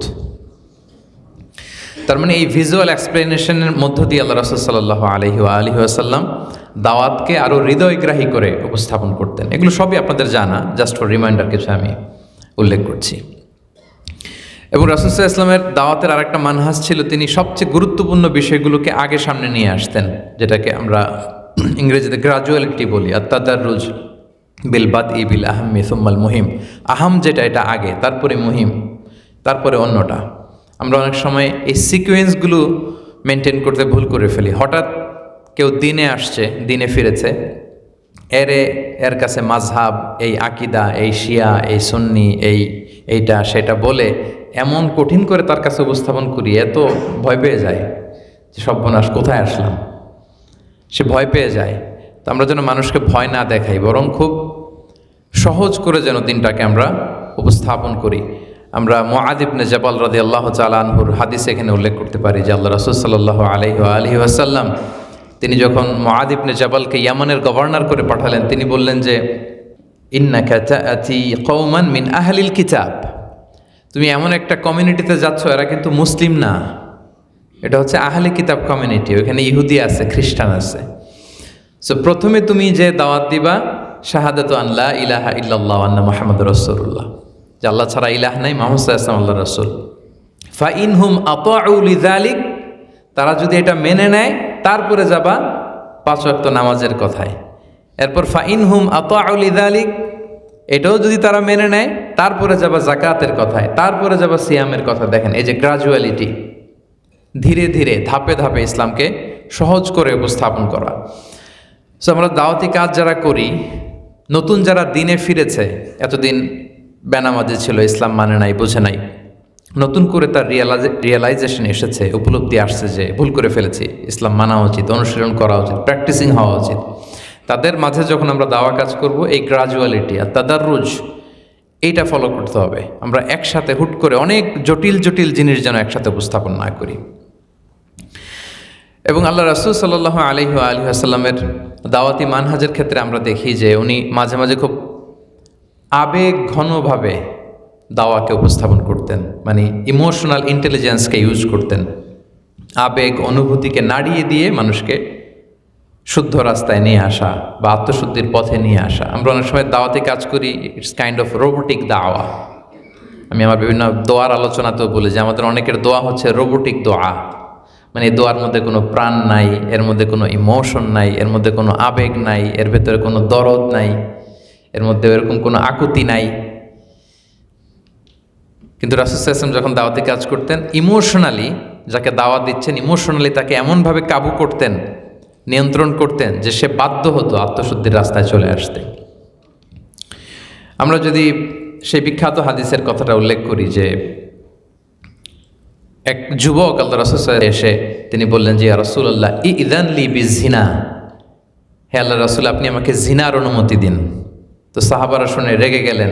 ফা আকবালাল কওমু আলাইহি ফাজাজারুহু ওয়া ক্বালু মাহ মাহ, এই তুমি কি বলো, ইন্না লিল্লাহ। লজ্জাশরমের মাথা খেয়ে রাসূল সাল্লাল্লাহু আলাইহি ওয়াসাল্লামের সামনে এই কথা। আল্লাহ বলেছেন ওয়ালা তাকরাবুজ জিনা, তোমরা জিনার কাছেও যেও না, আর তুমি এসে বলতেছো ইয়া রাসূলুল্লাহ ইযান লি বিজিনা, আল্লাহ রাসূল আপনি জিনার অনুমতি দিন, এ কেমন কথা। তো তারা যখন ধমকাতে গেল, আল্লাহ রাসূল সাল্লাল্লাহু আলাইহি ওয়াসাল্লাম বললেন, আসতে দাও, আমার কাছে আসতে দাও। তো দেখেন কিভাবে ডিল করতেছেন। এখানে চাইলে রাসূল সাল্লাল্লাহু আলাইহি ওয়াসাল্লাম ওদের মতো ধমক দিতে পারতেন, এই বেয়াদব, কার সামনে কি আবদার করতে হয়, লজ্জাশরমের মাথা খাইছো নাকি, বলা যেত তো, এভাবেও তো শাসন করা যায়, কি বলেন? কিন্তু আল্লাহ রাসূল সাল্লাল্লাহু আলাইহি ওয়াসাল্লাম এটা করলেন না। যুবককে ডাকলেন, ডেকে বললেন, আতুহিব্বুহু লি উম্মিক, আচ্ছা তুমি যেটা চাইলা তোমার মায়ের সাথে কেউ এই কাজটা করুক, এটা কি তোমার ভাল লাগবে? সে বলে, লা ইয়া রাসূলুল্লাহ, কেউই এটা পছন্দ করবে না, আমার মায়ের সাথে এটা কিভাবে সম্ভব? তো তাহলে আতুহিব্বুহু লিবনাতিক, তোমার মেয়ের সাথে কেউ এই কাজটা করুক, তোমার ভাল লাগবে? না ইয়া রাসূলুল্লাহ। তাহলে তোমার বোনের সাথে, তোমার খালার সাথে, একটা একটা করে যখন তাকে জিজ্ঞেস করতেছে, সে তো লজ্জায় কাচুমাচু হয়ে বলে, লা ইয়া রাসূলুল্লাহ, না, কখনোই না। কোনো মানুষই চাইবে না তার মায়ের সাথে, তার বোনের সাথে, তার কন্যার সাথে, তার খালার সাথে এই কাজ কেউ করুক। তখন আল্লাহ রাসূল সাল্লাল্লাহু আলাইহি ওয়াসাল্লাম বললেন যে, তুমি যেই কাজটা করতে চাইলা, যেই নারীর সাথে করতে চাও, সে তো কারো না কারো মা, সে তো কারো না কারো বোন, কারো না কারো মেয়ে, কারো না কারো খালা, তুমি কি করে এটা করতে চাইলা? যুবক এত লজ্জিত হলো, এত লজ্জা পেল, সে মাথা নিচু করে রাসূল সাল্লাল্লাহু আলাইহি ওয়াসাল্লামের কাছে লজ্জায় কাচুমাচু করতেছে। তো রাসূল সাল্লাল্লাহু আলাইহি ওয়াসাল্লাম তখন ভালোবেসে পিঠে একটা আলতো চাপড় দিয়ে তিনি দোয়া করে দিলেন। তিনি বললেন, আল্লাহুম্মা গফির যামবাহ ওয়া তাহহির কলবা ওয়া হাসসিন ফারজা, হে আল্লাহ তুমি তার পাপ মোচন করো, আল্লাহ তুমি তার অন্তর পরিশুদ্ধ করো, আল্লাহ তুমি তার চরিত্রকে নিষ্কলুষ করে দাও।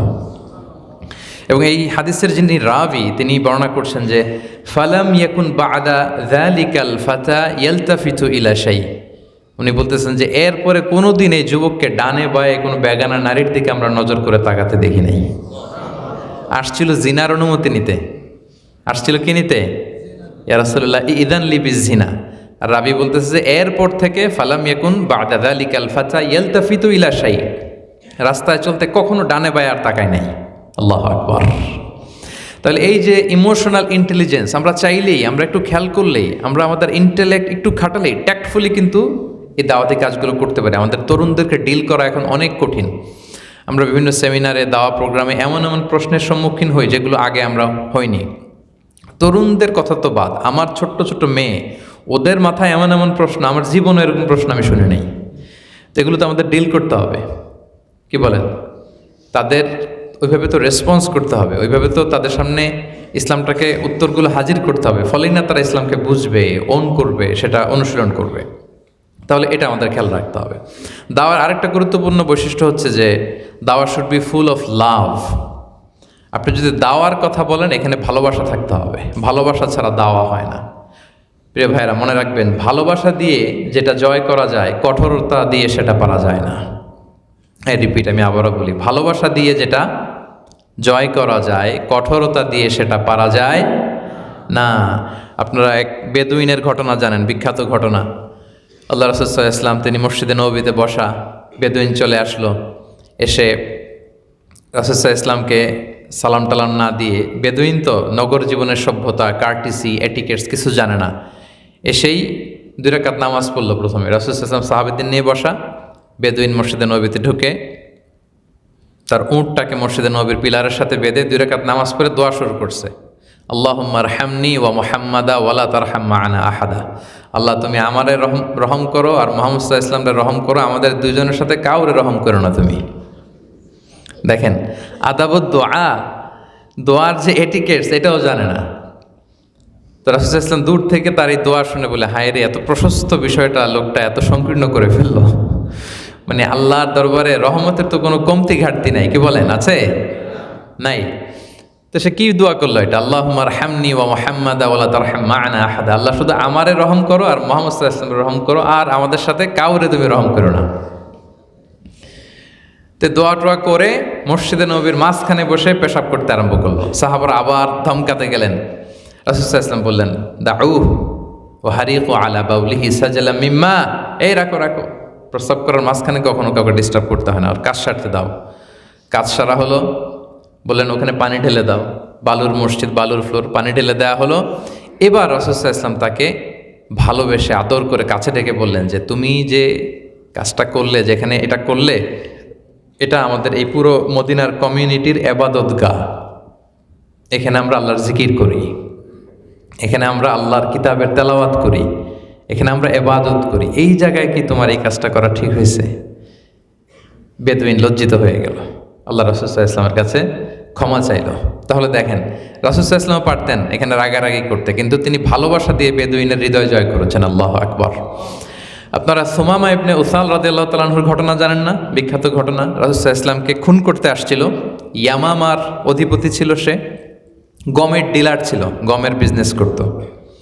রাসূল সাল্লাল্লাহু আলাইহি ওয়াসাল্লামকে খুন করতে আসার পরে সাহাবারা তাকে ধরে ফেলে, ধরে মসজিদে নববীর পিলারের মধ্যে বেঁধে ফেলে। তো রাসূল সাল্লাল্লাহু আলাইহি ওয়াসাল্লাম ওখানে গেলেন, যাওয়ার পরে সাহাবারা জানালো যে তিনি হত্যা করতে এসেছিলেন আপনাকে, আমরা তাকে আটক করেছি। রাসূল সাল্লাল্লাহু আলাইহি ওয়াসাল্লাম বললেন যে তার সাথে ভালো আচরণ করো। প্রথম দিন বললেন যে ভালো আচরণ করলো, তো সাহাবারা ভালো আচরণ করলেন। এরপর দিন রাসূল সাল্লাল্লাহু আলাইহি ওয়াসাল্লাম বললেন যে কার বাসায় রুটি আছে, কিছু রুটি পাঠায় দাও। রুটি পাঠানো হলো। তারপর কার কাছে উট আছে, উটের দুধ নিয়ে যাও একটু তার কাছে, একেবারে ফ্রেশ ডেটস, খেজুর নিয়ে যাও। এবং রাসূল সাল্লাল্লাহু আলাইহি ওয়াসাল্লাম প্রতিদিন যে তার সাথে কনভারসেশন করতে আরম্ভ করলেন, ইসলামের সুমহান দাওয়াত দিতে লাগলেন। সে অবাক, 3 দিনের এই জামাই আদর পেয়ে সে রীতিমতো অবাক যে যুদ্ধবন্দীদের সাথে আমরা কি অমানবিক আচরণ করি, আর এই মদিনাতে যুদ্ধবন্দীদের সাথে এরকম আচরণ। 3 দিন যখন রাসূল সাল্লাল্লাহু আলাইহি ওয়াসাল্লাম তার কাছে ইসলামের সুমহান বাণী তুলে ধরলেন, এভাবে কখনো খেজুর দিয়ে আপ্যায়ন, কখনো রুটি দিয়ে আপ্যায়ন, কখনো দুধ দিয়ে আপ্যায়ন। 3 দিন পরে রাসূল সাল্লাল্লাহু আলাইহি ওয়াসাল্লাম সাহাবাদেরকে বললেন, যাও সুমামার বাঁধনটা খুলে দাও, রশিটা খুলে দাও। তাকে বেঁধে রাখা হয়েছিল। সাহাবারা বলে, ইয়া রাসূলুল্লাহ, তো মারাত্মক খুন করবে আপনাকে। রাসূল সাল্লাল্লাহু আলাইহি ওয়াসাল্লাম বললেন যে আমি যা জানি তোমরা সেটা জানো না, রশি খুলে দাও সুমামার। সাহাবারা খুলে দিল। সুমামা রাদিয়াল্লাহু তাআলা আনহু তখনই ঈমান আনেননি। মসজিদে নবীর পাশেই একটা কুয়া ছিল, কুয়ায় যেয়ে গোসল করে আসলেন। গোসল করে মসজিদে নবীতে ফিরে এসে সব সাহাবাদের সামনে সাক্ষ্য দিলেন, আশহাদু আল্লা ইলাহা ইল্লাল্লাহ ওয়া আশহাদু আন্না মুহাম্মাদান আবদুহু ওয়া রাসূলুহু। আমি সাক্ষ্য দিচ্ছি আল্লাহ ছাড়া কোনো ইলাহ নেই, এবং সাক্ষ্য দিচ্ছি মুহাম্মদ সাল্লাল্লাহু আলাইহি ওয়াসাল্লাম আল্লাহর রাসূল। এবং তখন তিনি বলেছিলেন যে মুহাম্মদ, আজকের আগে, এই মুহূর্তের আগে তোমার চেহারার চেয়ে কোনো অপছন্দনীয় চেহারা আমার কাছে ছিল না, কিন্তু ঠিক এই মুহূর্ত থেকে তোমার চেহারার চেয়ে কোনো প্রিয় চেহারা আমার জীবনে আর নাই। মুহাম্মদ, জেনে রেখো, এই মুহূর্তের আগে ইসলামের চেয়ে নিকৃষ্ট কোনো মতবাদ আমার কাছে ছিল না, কিন্তু এই মুহূর্তের পর ইসলামের চেয়ে প্রিয় কোনো ধর্ম আমার কাছে নাই।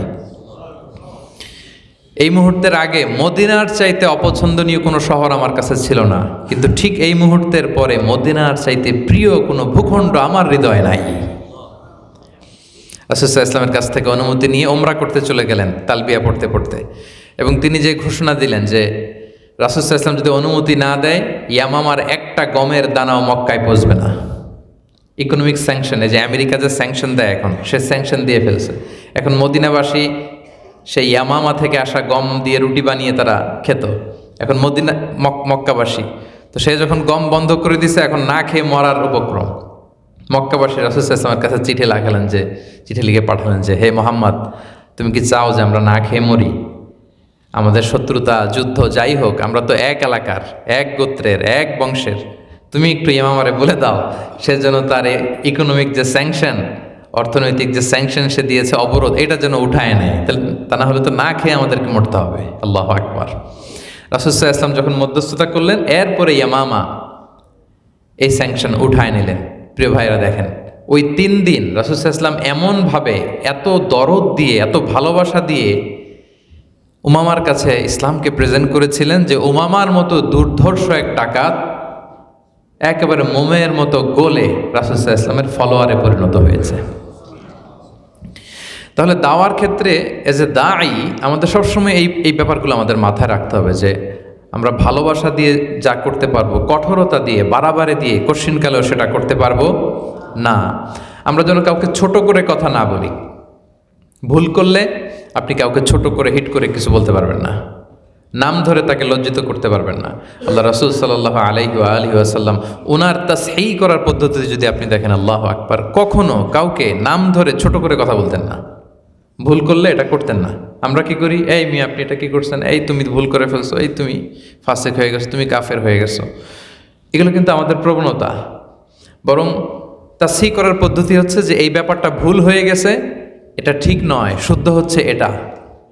শুদ্ধটা বলে ফেললে যেটা হবে, যে ভুল করছে সে সাবধান হয়ে গেল, আর গোটা কমিউনিটি সতর্ক হয়ে গেল। কি বলেন? সাহাবাদের মধ্য থেকে যদি কেউ ভুল করতো, রাসূল সাল্লাল্লাহু আলাইহি ওয়াসাল্লাম নাম উল্লেখ না করে এইভাবে বলতেন, মা বালু আকওয়ামিন ইয়াকুলুনা কাযা ওয়া কাযা, মা বালু আকওয়ামিন ইয়াফআলুনা কাযা ওয়া কাযা। তোমাদের কি হলো, তোমরা নাকি এমন এমন বলো? তোমাদের মধ্যে কি হলো, তোমরা নাকি এমন এমন করো? এটা তো ঠিক না। এরকম যখন বলতেন, যারা এমন এমন বলছে এরা তো শুধরে গেছেন, আর বাকিরাও জেনে গেল যে এই কাজটা ভুল, এটা শুদ্ধ না। সুবহানাল্লাহি বিহামদি। এভাবে তিনি তাসিহ করতেন। বিখ্যাত হাদিস আপনারা জানেন, একজন বলছে সারা রাত নামাজ পড়বো, একজন বলছে যে বিয়েই করব না, একজন বলছে যে সারা বছর রোজা রাখবো। এগুলো শোনার পর রাসূল সাল্লাল্লাহু আলাইহি ওয়াসাল্লাম বললেন যে তোমাদের কি হলো, তোমরা নাকি এমন এমন বলো? হ্যাঁ, ইন্নী লা আখশাকুম লিল্লাহি ওয়া আতকাকুম লাহু, আমি তো সবচাইতে বেশি আল্লাহকে ভয় করি, তোমাদের মধ্যে সবচাইতে বেশি মুত্তাকি আমি। তো আমি তো বিয়ে করেছি, আমি তো রাতে ঘুমাই, আবার তাহাজ্জুদের সালাত পড়ি, আমি রোজা রাখি কোনো কোনো দিন, কখনো কখনো রাখি না।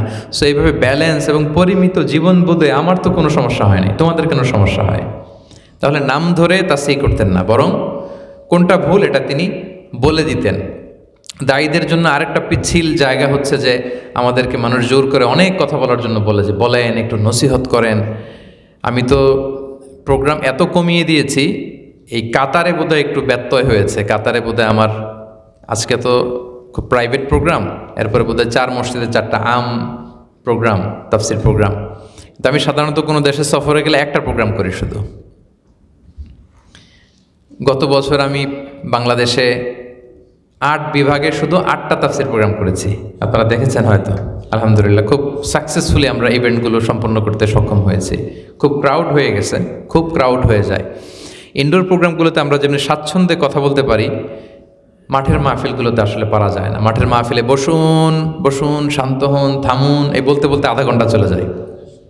আর ইয়াং ছেলেদের যে ক্রাউড ধাক্কা ধাক্কি করে সামনে আসতে চায়, এলইডি স্ক্রিন আছে বড় বড়, ওখানে হুজুরকে দেখা যাচ্ছে, আরো বড় দেখা যাচ্ছে।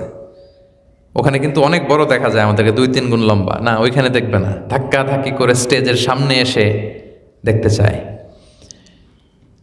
তো কমিয়ে দিলাম কেন? কারণ রোবোটিক দাওয়া এটা আসলে ফ্রুটফুল না। প্রতিদিন 2টা-3টা মাহফিল, আমার নিজেরও তো আধ্যাত্মিকতার দরকার আছে। কথাগুলো তো আগে আমার জন্য, আমার তো আগে ডাইজেস্ট করতে হবে। আমার নিজের আমল আখলাকের ব্যাপারে তো আমার আগে ভাবতে হবে। এখন আমার কাছে এত নসিহতের ভান্ডার কোত্থেকে আসলো যে সকাল দুপুর রাত আমার বসাই দিলেই শুধু নাসিহাত বের হয় রোবোটিক সিস্টেমে। সকালে বসলেও 2 ঘন্টা, দুপুরে বসাই দিলে 2 ঘন্টা, রাতে 2 ঘন্টা, এত ঘন্টার পর ঘন্টা নাসিহাত আমি দিব কোত্থেকে? এগুলো তো আগে আমার ডাইজেস্ট করতে হবে, কি বলেন? এই জায়গাটা বড় পিচ্ছিল দায়ীদের জন্য। সো আগেও আমার পলিসি এটা ছিল যে খুব কম সংখ্যায় প্রোগ্রাম করা, পাবলিক অ্যাপেয়ার খুব কমিয়ে দেওয়া, এবং এবার তো ফর্মালি আমরা শুধু 8 বিভাগে 8টা প্রোগ্রাম করেছি। তো যে পয়েন্টটা আমি বলতে চাচ্ছি সেটা হচ্ছে, উপদেশ শুধু অন্যদের জন্য নয়। আমরা যে নাসিহাগুলো করি, খেয়াল রাখতে হবে অ্যাজ এ দায়ী, এই নাসিহাতটা সবার আগে অ্যাপ্লিকেবল আমার জন্য। আই রিপিট, আমি আবারও বলছি, আমরা যে ওয়াজগুলো করি, নাসিহাতগুলো করি, উপদেশমালাগুলো রাখি, এটার সবার আগে অ্যাপ্লিকেবল কার জন্য? আমার নিজের জন্য। আমরা মানুষকে আল্লাহর ভয়ের জন্য বলবো, আমরাই যদি আল্লাহকে ঠিকঠাক ভয় না করি, আমরা মানুষকে সৎ হতে বলি, আমরাই যদি সৎ না হই, তাহলে তো হবে না। তো এটা অনেক পিচ্ছিল একটা জায়গা। আল্লাহ তাআলা বলছেন, ইয়া আইয়ুহাল্লাযীনা আমানু লিমা তাকুলুনা মা লা তাফআলুন কাবুরা মাকতান ইনদাল্লাহি আন তাকুলু মা লা তাফআলুন। যেটা করো না এটা কেন বলো, এটা তো আল্লাহর কাছে অপছন্দনীয়। সো এটা আমাদেরকে খেয়াল রাখতে হবে যে যা বলি এদের দায়ী ইলাল্লাহ, এটা যেন আগে নিজে করি। রাসূল সাল্লাল্লাহু আলাইহি ওয়াসাল্লাম মানুষকে আল্লাহমুখী হইতে বলতেন, তিনি সবচাইতে আল্লাহমুখী ছিলেন। রাত্রিবেলা তাহাজ্জুদের সালাত পড়তে পড়তে পা ফুলে যেত ওনার, সিজদায় পরে কাঁদতে কাঁদতে জায়নামাজ ভিজিয়ে ফেলতেন, জামা ভিজিয়ে ফেলতেন, ফ্লোর ভিজিয়ে ফেলতেন। আম্মা জান আয়েশা বলতেন, ইয়া রাসূলুল্লাহ, আপনার তো আগের পরে সব গুনাহ মাফ, তারপরও এত কষ্ট কেন করেন? তিনি বলতেন যে আফালা উহিব্বু আন আকুনা আবদান শাকুরা, হে আয়েশা, আমি কি শুকরগুজার বান্দা হতে চাইবো না, পছন্দ করব না? আল্লাহু আকবার। এটা যে কত বড় রিমাইন্ডার একজন দায়ীর জন্য, প্রিয় ভাইরা। সো আমরা যেন নিজেকে নিয়েও একটু সময় দেই। এই যে পুরা উম্মাহ নিয়ে আমার ভাবনা, এত চিন্তা, আমার নিজেকে নিয়েও যেন আমি একটু ভাবি যে do I lead a dissent life, আমি একটা ডিসেন্ট লাইফ লিড করতেছি কিনা, নাকি শুধু সবার জন্য আমার দাওয়া। আমরা যে সমস্যাটা আমাদের হয়, আমরা অন্যকে কাঠগড়ায় দাঁড় করাতে পছন্দ করি খুব বেশি, উপদেশ অন্যকে দিচ্ছি বেশি, কিন্তু নিজের আত্মোন্নয়ন, হ্যাঁ, নিজেকে আখিরাতমুখী কার্যক্রমের সাথে অ্যাটাচ করা, লেনদেনের স্বচ্ছতা, আমাদের কথা কাজে মিল থাকা, এজ এ দায়ী এটা সবচেয়ে গুরুত্বপূর্ণ। শুরুতে আমি বলেছি যে আমাদের ওরাল দাওয়ার চেয়ে আমাদের প্র্যাকটিক্যাল দাওয়া এটা বেশি ফ্রুটফুল, এটা মানুষ বেশি দেখে, এটা বেশি ফলপ্রসূ হয়। দায়ীদের অনেক বিবেকবোধ সম্পন্ন হতে হয়, মানে উচ্চ বিবেকবোধ সম্পন্ন, কনসিডারেট, অন্যের ব্যাপারে অনেক বেশি কনসিডারেট থাকা, যে অন্যের কষ্ট হয়ে গেল কিনা। ম্যান অফ 6 সেন্সেস হইতে হয়, সবগুলো সেন্স যেন কাজ করে। আমি ছোট্ট দু একটা উদাহরণ দিয়ে শেষ করে দিচ্ছি। আমরা যদি দেখি যে রাসূল সাল্লাল্লাহু আলাইহি ওয়াসাল্লাম কোনো একটা মজলিসে গেলে, কোনো নামাজের ইমামতি করলে কার কি কষ্ট হচ্ছে, সুবিধা হচ্ছে, অসুবিধা হচ্ছে, খুব খেয়াল করতেন। মুআয ইবনে জাবালের ঘটনা জানেন, একবার মাগরিবের নামাজে লম্বা কেরাত পড়লেন সূরা বাকারা দিয়ে। সেখানকার এলাকার মুসল্লিরা ছিল শ্রমজীবী সাহাবী, তারা নামাজ ছেড়ে দিয়ে নিজেরা নামাজ পড়ে এসে বিচার দিলেন, ইয়া রাসূলুল্লাহ, এমন ইমাম পাঠালেন উনি মাগরিবে পড়ে সূরা বাকারা, আমাদের তো কষ্ট হয়। রাসূল ইসলাম রেগে গেলেন, আফাতানুন আনতা ইয়া মুআয, মুআয তোমাকে পাঠালাম কমিউনিটির ইউনিটি ধরে রাখার জন্য, তুমি ফিতনা ছড়াচ্ছ। তুমি কি সাব্বিহ ইসমা রাব্বিকাল আ'লা মুখস্থ নাই? ওয়াদ-দুহা ওয়াল-লাইলি ইযা সাজা ওয়াশ-শামসি ওয়া-দুহা মুখস্থ নাই এগুলো? তো এগুলো দিয়ে কেন পড়ো না? দেখেন সেন্স রাসূল সাল্লাল্লাহু আলাইহি ওয়াসাল্লামের, কনসিডারেট, উচ্চ বিবেকবোধ সম্পন্ন। একবার এক নামাজ রাসূল সাল্লাল্লাহু আলাইহি ওয়াসাল্লাম খুব ছোট করলেন। সাহাবারা বললেন, ইয়া রাসূলুল্লাহ, এত শর্ট নামাজ কেন পড়লেন? তিনি বললেন, হঠাৎ করে নামাজের মাঝখানে মহিলাদের কাতার থেকে ছোট্ট একটা বাচ্চার কান্নার আওয়াজ আমার কানে এসেছে। আমার মনে হচ্ছে এই বাচ্চাটাকে সামলাতে মেয়েদের কাতারে একটা মায়ের বড্ড কষ্ট হচ্ছে। মেয়েদের কাতারে একটা মায়ের ওই বাচ্চাটাকে সামলাতে বড্ড কষ্ট হচ্ছে আমার মনে হলো, এই জন্য নামাজটাকে শর্ট করে দিলাম। দেখেন, একবার লম্বা সেজদা দিলেন এশার নামাজে। সাহাবারা বলেন, এত লম্বা সেজদা তো দিতে দেখি না, অসুস্থ হয়ে গেলেন নাকি, অথবা ওহি আসলো নাকি? রাসূল সাল্লাল্লাহু আলাইহি ওয়াসাল্লাম বললেন, কুল্লু যালিকা লাম ইয়াকুন ওয়ালাকিন নাবনি ইরতাহালানি ফাকারিহতু আন উআজিলাহু হাত্তা ইয়াকদি হাজাতাহ। কোনোটাই না, অসুস্থ হই নাই, ওহিও আসে নাই, সেজদারত অবস্থায় আমার নাতি হুসাইন আমার কাঁধের উপরে চেপে বসেছে, খেলতেছিল, তো আমি মাথা উঠালে ওর খেলা একটু ডিস্টার্ব হবে। আল্লাহু আকবার। এজন্য যতক্ষণ না ওর খেলা শেষ না হয়েছে আমি মাথা উঠাই নাই, তারও খেলা শেষ হয়েছে আমি মাথা উঠিয়েছি সেজদা থেকে। সুবহানাল্লাহ। কনসিডারেট, উচ্চ বিবেকবোধ সম্পন্ন, দ্য ম্যান অফ 6 সেন্সেস। দেখেন কোথায় কি হচ্ছে। ইমাম এখন আল্লাহু আকবার বলে আমি তো চমৎকার মাইক্রোফোন পেয়ে দরাজ গলায় তেলাওয়াত করতেছি, বাইরে দুর্যোগপূর্ণ অবস্থা, বাইরে চলতেছে কি জুমার নামাজে বৃষ্টি। এখন বাইরের মুসল্লিদের, রাস্তার মুসল্লিরা কি রোদের মধ্যে পড়তেছে না বৃষ্টিতে ভিজতেছে? যদি আমার খেয়াল না থাকে তাহলে এটা হলো না। রাসূল সাল্লাল্লাহু আলাইহি ওয়াসাল্লামের দাওয়া পদ্ধতি এমন ছিল না। কনসিডারেট ছিলেন, ম্যান অফ 6 সেন্সেস ছিলেন, উচ্চ বিবেকবোধ সম্পন্ন ছিলেন। সব শেষের কথা, একজন দায়ীর টাইমিং বুঝে দাওয়া কাজ করতে হবে, এটা খুব জরুরি। এক এলাকার লোক খাওয়ার পরে ওয়াজ শোনে, এখন আপনি খাওয়ার আগে ওয়াজ শুরু করে দিলেন। আবার কোনো এলাকার লোক খাওয়ার আগে ওয়াজ শোনে, আপনি ওয়াজ করতে চাইলেন খাওয়ার পরে, এটা হবে না। আপনার টাইমিং বুঝে দাওয়াটা দিতে হবে, মানে সঠিক সময়ের অপেক্ষা করা। লাস্ট কথা, লাস্ট একটা হাদিস দিয়ে এই পয়েন্টটা শেষ করি যে প্রপার টাইমিং ফর দাওয়া ব্যাপারটা কি।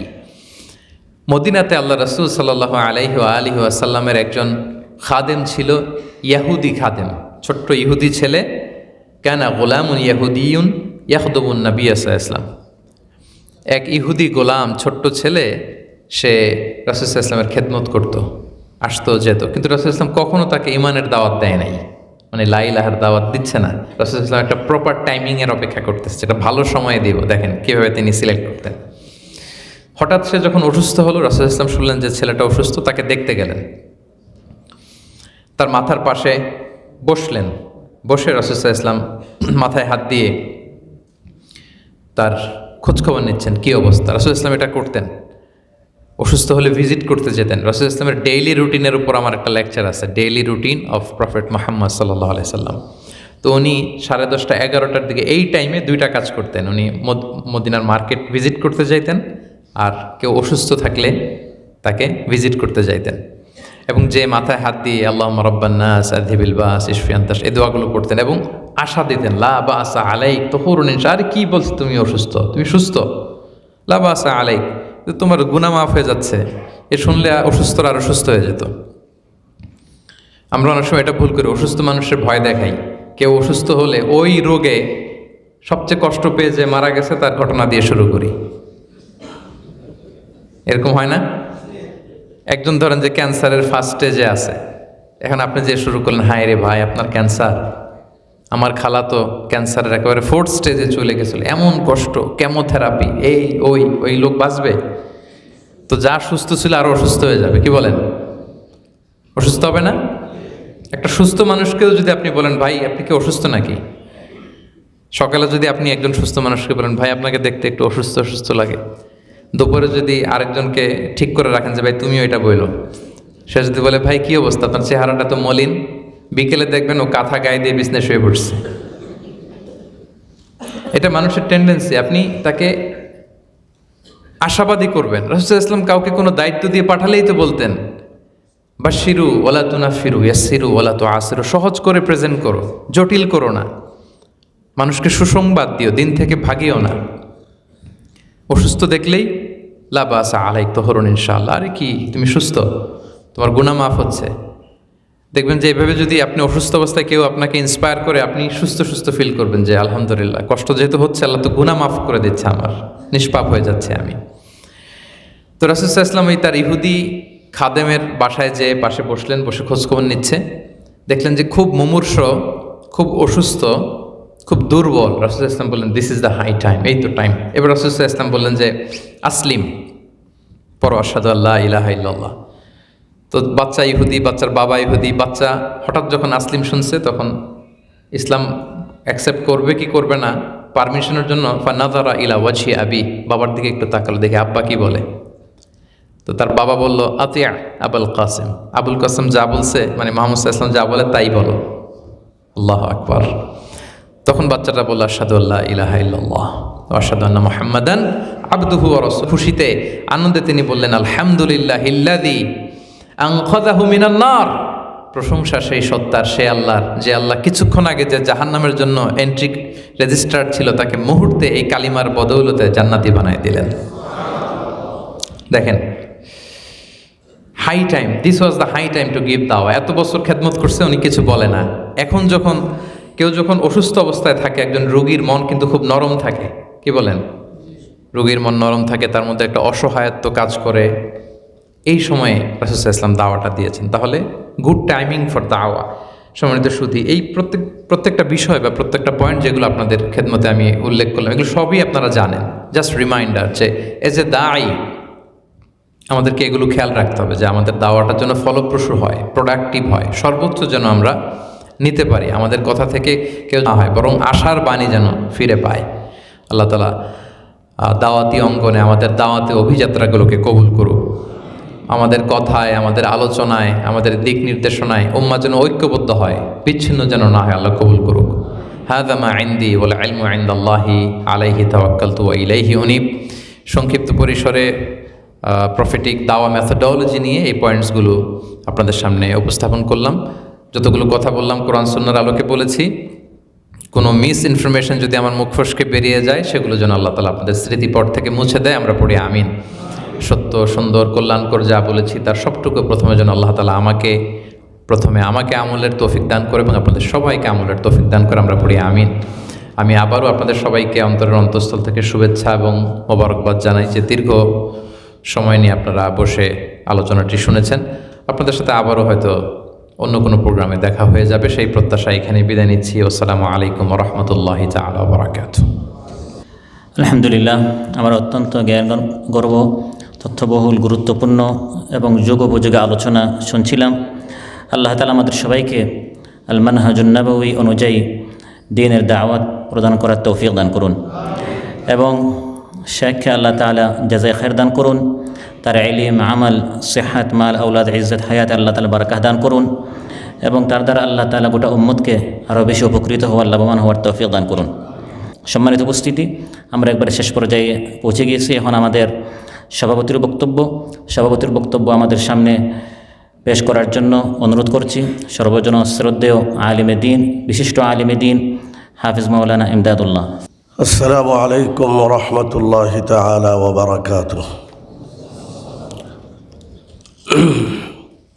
বিসমিল্লাহ ওয়ালহামদুলিল্লাহ ওয়াসসালাতু ওয়াসসালামু আলা রাসূলিল্লাহ وعلى آله وأصحابه ومن والاه أما بعد فقد قال الله تبارك وتعالى في كلامه المجيد بعد قولي أعوذ بالله من الشيطان الرجيم وأطيعوا الله ورسوله ولا تنازعوا فتفشلوا وتذهب ريحكم واصبروا إن الله مع الصابرين صدق الله مولانا العظيم মার্কাজ আব্দুল্লাহ বিন জায়েদের পক্ষ থেকে আয়োজিত আজকের এই মহতি মাহফিলের মধ্যমণি ফজিলাতুদ দাক্তুর শেখ মিজানুর রহমান আল আজহারি হাফিজাহুল্লাহ এবং উপস্থিত ওলামায়ে কেরাম, খোতাবা, দাঈ, মুবাল্লিগিন এবং সর্বস্তরের আমার প্রিয় ভাইয়েরা, সর্বপ্রথম আল্লাহ রব্বুল আলমিনের দরবারে শুকরিয়া জ্ঞাপন করছি, অসংখ্য শুকরিয়া, যিনি আমাদেরকে এমন একটি সুন্দর মাহফিলে ওলামায়ে কেরামগণের সোহবতে উপস্থিত হয়ে দ্বীনের আলো নিয়ে যাওয়ার তৌফিক দান করেছেন। আলহামদুলিল্লাহ ওয়া শুকরুলিল্লাহ। এরপরে শুকরিয়া আদায় করছি যে মার্কাজ আব্দুল্লাহ বিন জায়েদ এমন একটি সুন্দর মাহফিল আমাদেরকে উপহার দিয়ে আমাদের সকলকে ধন্য করেছেন। সেই সাথে হুকুমতে কাতার এমন একটি সুন্দর মাহফিল আমাদেরকে উপহার দেওয়ার জন্য এই রাষ্ট্রের কর্ণধার এবং ওজারাতুল আওকাফের সম্মানিত ওজির এবং ওনার সমস্ত কর্মচারীবৃন্দ, মুআজ্জববৃন্দ সকলের প্রতি আমরা শুকরিয়া জ্ঞাপন করছি। এবং সেই সাথে সাথে এই শুকরিয়াটুকু আমাদের আদায় না করলে নয়, মাল্লাম ইয়াশকুরিন্না সালাম ইয়াশকুরিল্লাহ। সেটা হলো পৃথিবীর বুকে একটি মাত্র দেশ, যেই দেশে বাংলাদেশের সবচেয়ে আইম্মা হজরত বেশি, আমরা এখানে মসজিদের খেদমতে নিয়োজিত আছি। এর শুকরিয়া আদায় করে আমরা শেষ করতে পারবো না। আল্লাহ রাব্বুল আলামিন আমাদেরকে এই কাতারের ওসিলায় এত সুন্দর একটি জীবনযাপনের ব্যবস্থা করে দিয়েছেন। আমরা সকলে আল্লাহ রাব্বুল আলামিনের দরবারে সদা শুকরিয়া আদায় করি। আলহামদুলিল্লাহ সুম্মা আলহামদুলিল্লাহ। পরিশেষে আমি যে আয়াতটি তেলাওয়াত করেছিলাম এইটা নিয়ে আলোচনা করারও এখন সময় নাই। শুধু আমি একটা কথা বলবো, আপনাদেরকে একটা প্রশ্ন করব যে আমরা সকলে আল্লাহর কাছে আমাদের সকলের চাওয়া পাওয়া, শেষ চাওয়া পাওয়া যেটা, সেটা তো আমরা সকলে জানি। আল্লাহর কাছে আমাদের সকলের শেষ চাওয়া পাওয়াটা কি আমার ভাইরা? আমি জানি আপনারা জানেন, তবুও আমি এটা তাকরার করতে চাচ্ছি। আমাদের সকলের শেষ চাওয়া পাওয়াটা একটু যদি আমার সাথে বলতেন যে আমাদের সকলের শেষ চাওয়াটা আল্লাহর কাছে কি? আমাদেরকে যেন আল্লাহ রাব্বুল আলামিন জান্নাত দান করেন, আমিন ইয়া রাব্বাল আলামিন। তাহলে আমি আপনাদেরকে স্মরণ করাই দিচ্ছি, আমাদের গন্তব্য এক, আমাদের সকলের গন্তব্য এবং চাহিদা, তামান্না, আকাঙ্ক্ষা সব এক। যদি গন্তব্য এক হয় তাহলে আমরা একসাথে মিলে কাজ করতে পারবো না কেন? যেহেতু আমাদের যেতে হবে তো এক জায়গায়, এক জায়গায় যেতে হলে যদি কলহ, ঝগড়া, বিচ্ছেদ ইত্যাদি থাকে তাহলে তো এক জায়গায় যেতে পারবো না, সেখানে গিয়ে তো ঝগড়াই করতে হবে।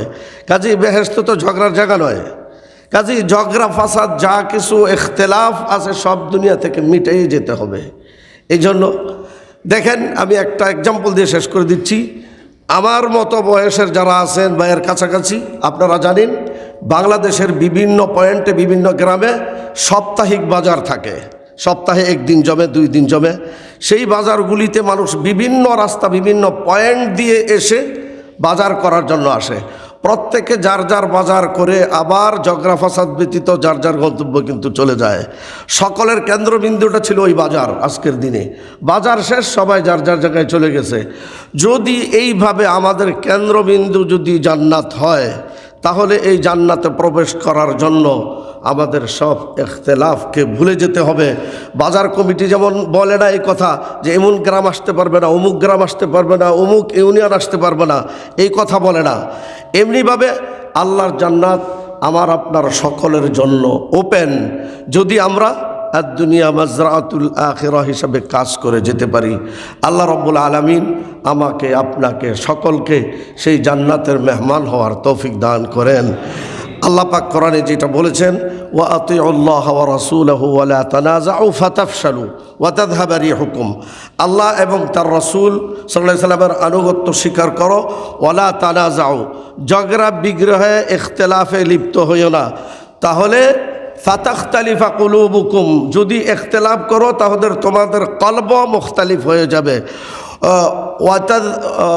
ওয়া লা তানাযাউ ফাতাফশালু, আরবিতে ফাশাল শব্দের অর্থ আপনারা জানেন, অকৃতকার্য হওয়া, নাকাম হওয়া, তাহলে তোমরা কামিয়াব হতে পারবে না। আর উর্দুতে এর তাফসিরে লিখছিলে তুম বুজদিল হো যাওগে। বুজদিল, বুজদিল বুঝেন তো? বুজ মানে বকরির দিল, তো দিল, বকরির দিল হয়ে যাবে তোমার, মানে কি তোমার দিল ছোট হয়ে যাবে, কারণ তোমার পাওয়ার নাই, তোমার মধ্যে ইত্তেহাদ নাই, ইত্তেফাক নাই, এই জন্য জনশক্তি নাই, শক্তি না থাকার কারণে তুমি বুজদিল, কুণ্ঠাসা, তোমার শক্তি নাই, তুমি হক কথা বলতে পারো না। এই জন্য উর্দুতে লিখছে যে তুম বুজদিল হো যাওগে, আর আরবিতে ফাতাফশালু, ফাশের অর্থ তো আপনারা জানেন। ওয়াতাযহাবা রিহুকুম, এইখানে কোনো মুফাসসির বলেছেন তোমার অস্তিত্বও থাকবে না, ওয়াতাযহাবা রিহুকুম। আর আরবিতে বলা হয়েছে ওয়াতাযহাবা কুওয়াতুকুম, তোমার শক্তি নষ্ট হয়ে যাবে তুমি যদি ইখতিলাফ করো। আল্লাহ রাব্বুল আলামিন আমাদের সকলকে এই সমস্ত ইখতিলাফ ভুলে গিয়ে আমরা সব মুসলমান মুত্তাহিদ হয়ে ইহতিসাম বিহাবলিল্লাহর পাহলু ইখতিয়ার করে আল্লাহ রাব্বুল আলামিন আমাদের সকলকে এই দুনিয়া থেকে আখিরাতের প্রস্তুতি নিয়ে যাওয়ার তৌফিক দান করুন। আমিন ইয়া রাব্বাল আলামিন। ওয়া আখিরু দাওয়ানা আলহামদুলিল্লাহি রাব্বিল আলামিন। ওয়াসসালামু আলাইকুম ওয়া রাহমাতুল্লাহি ওয়া বারাকাতুহু।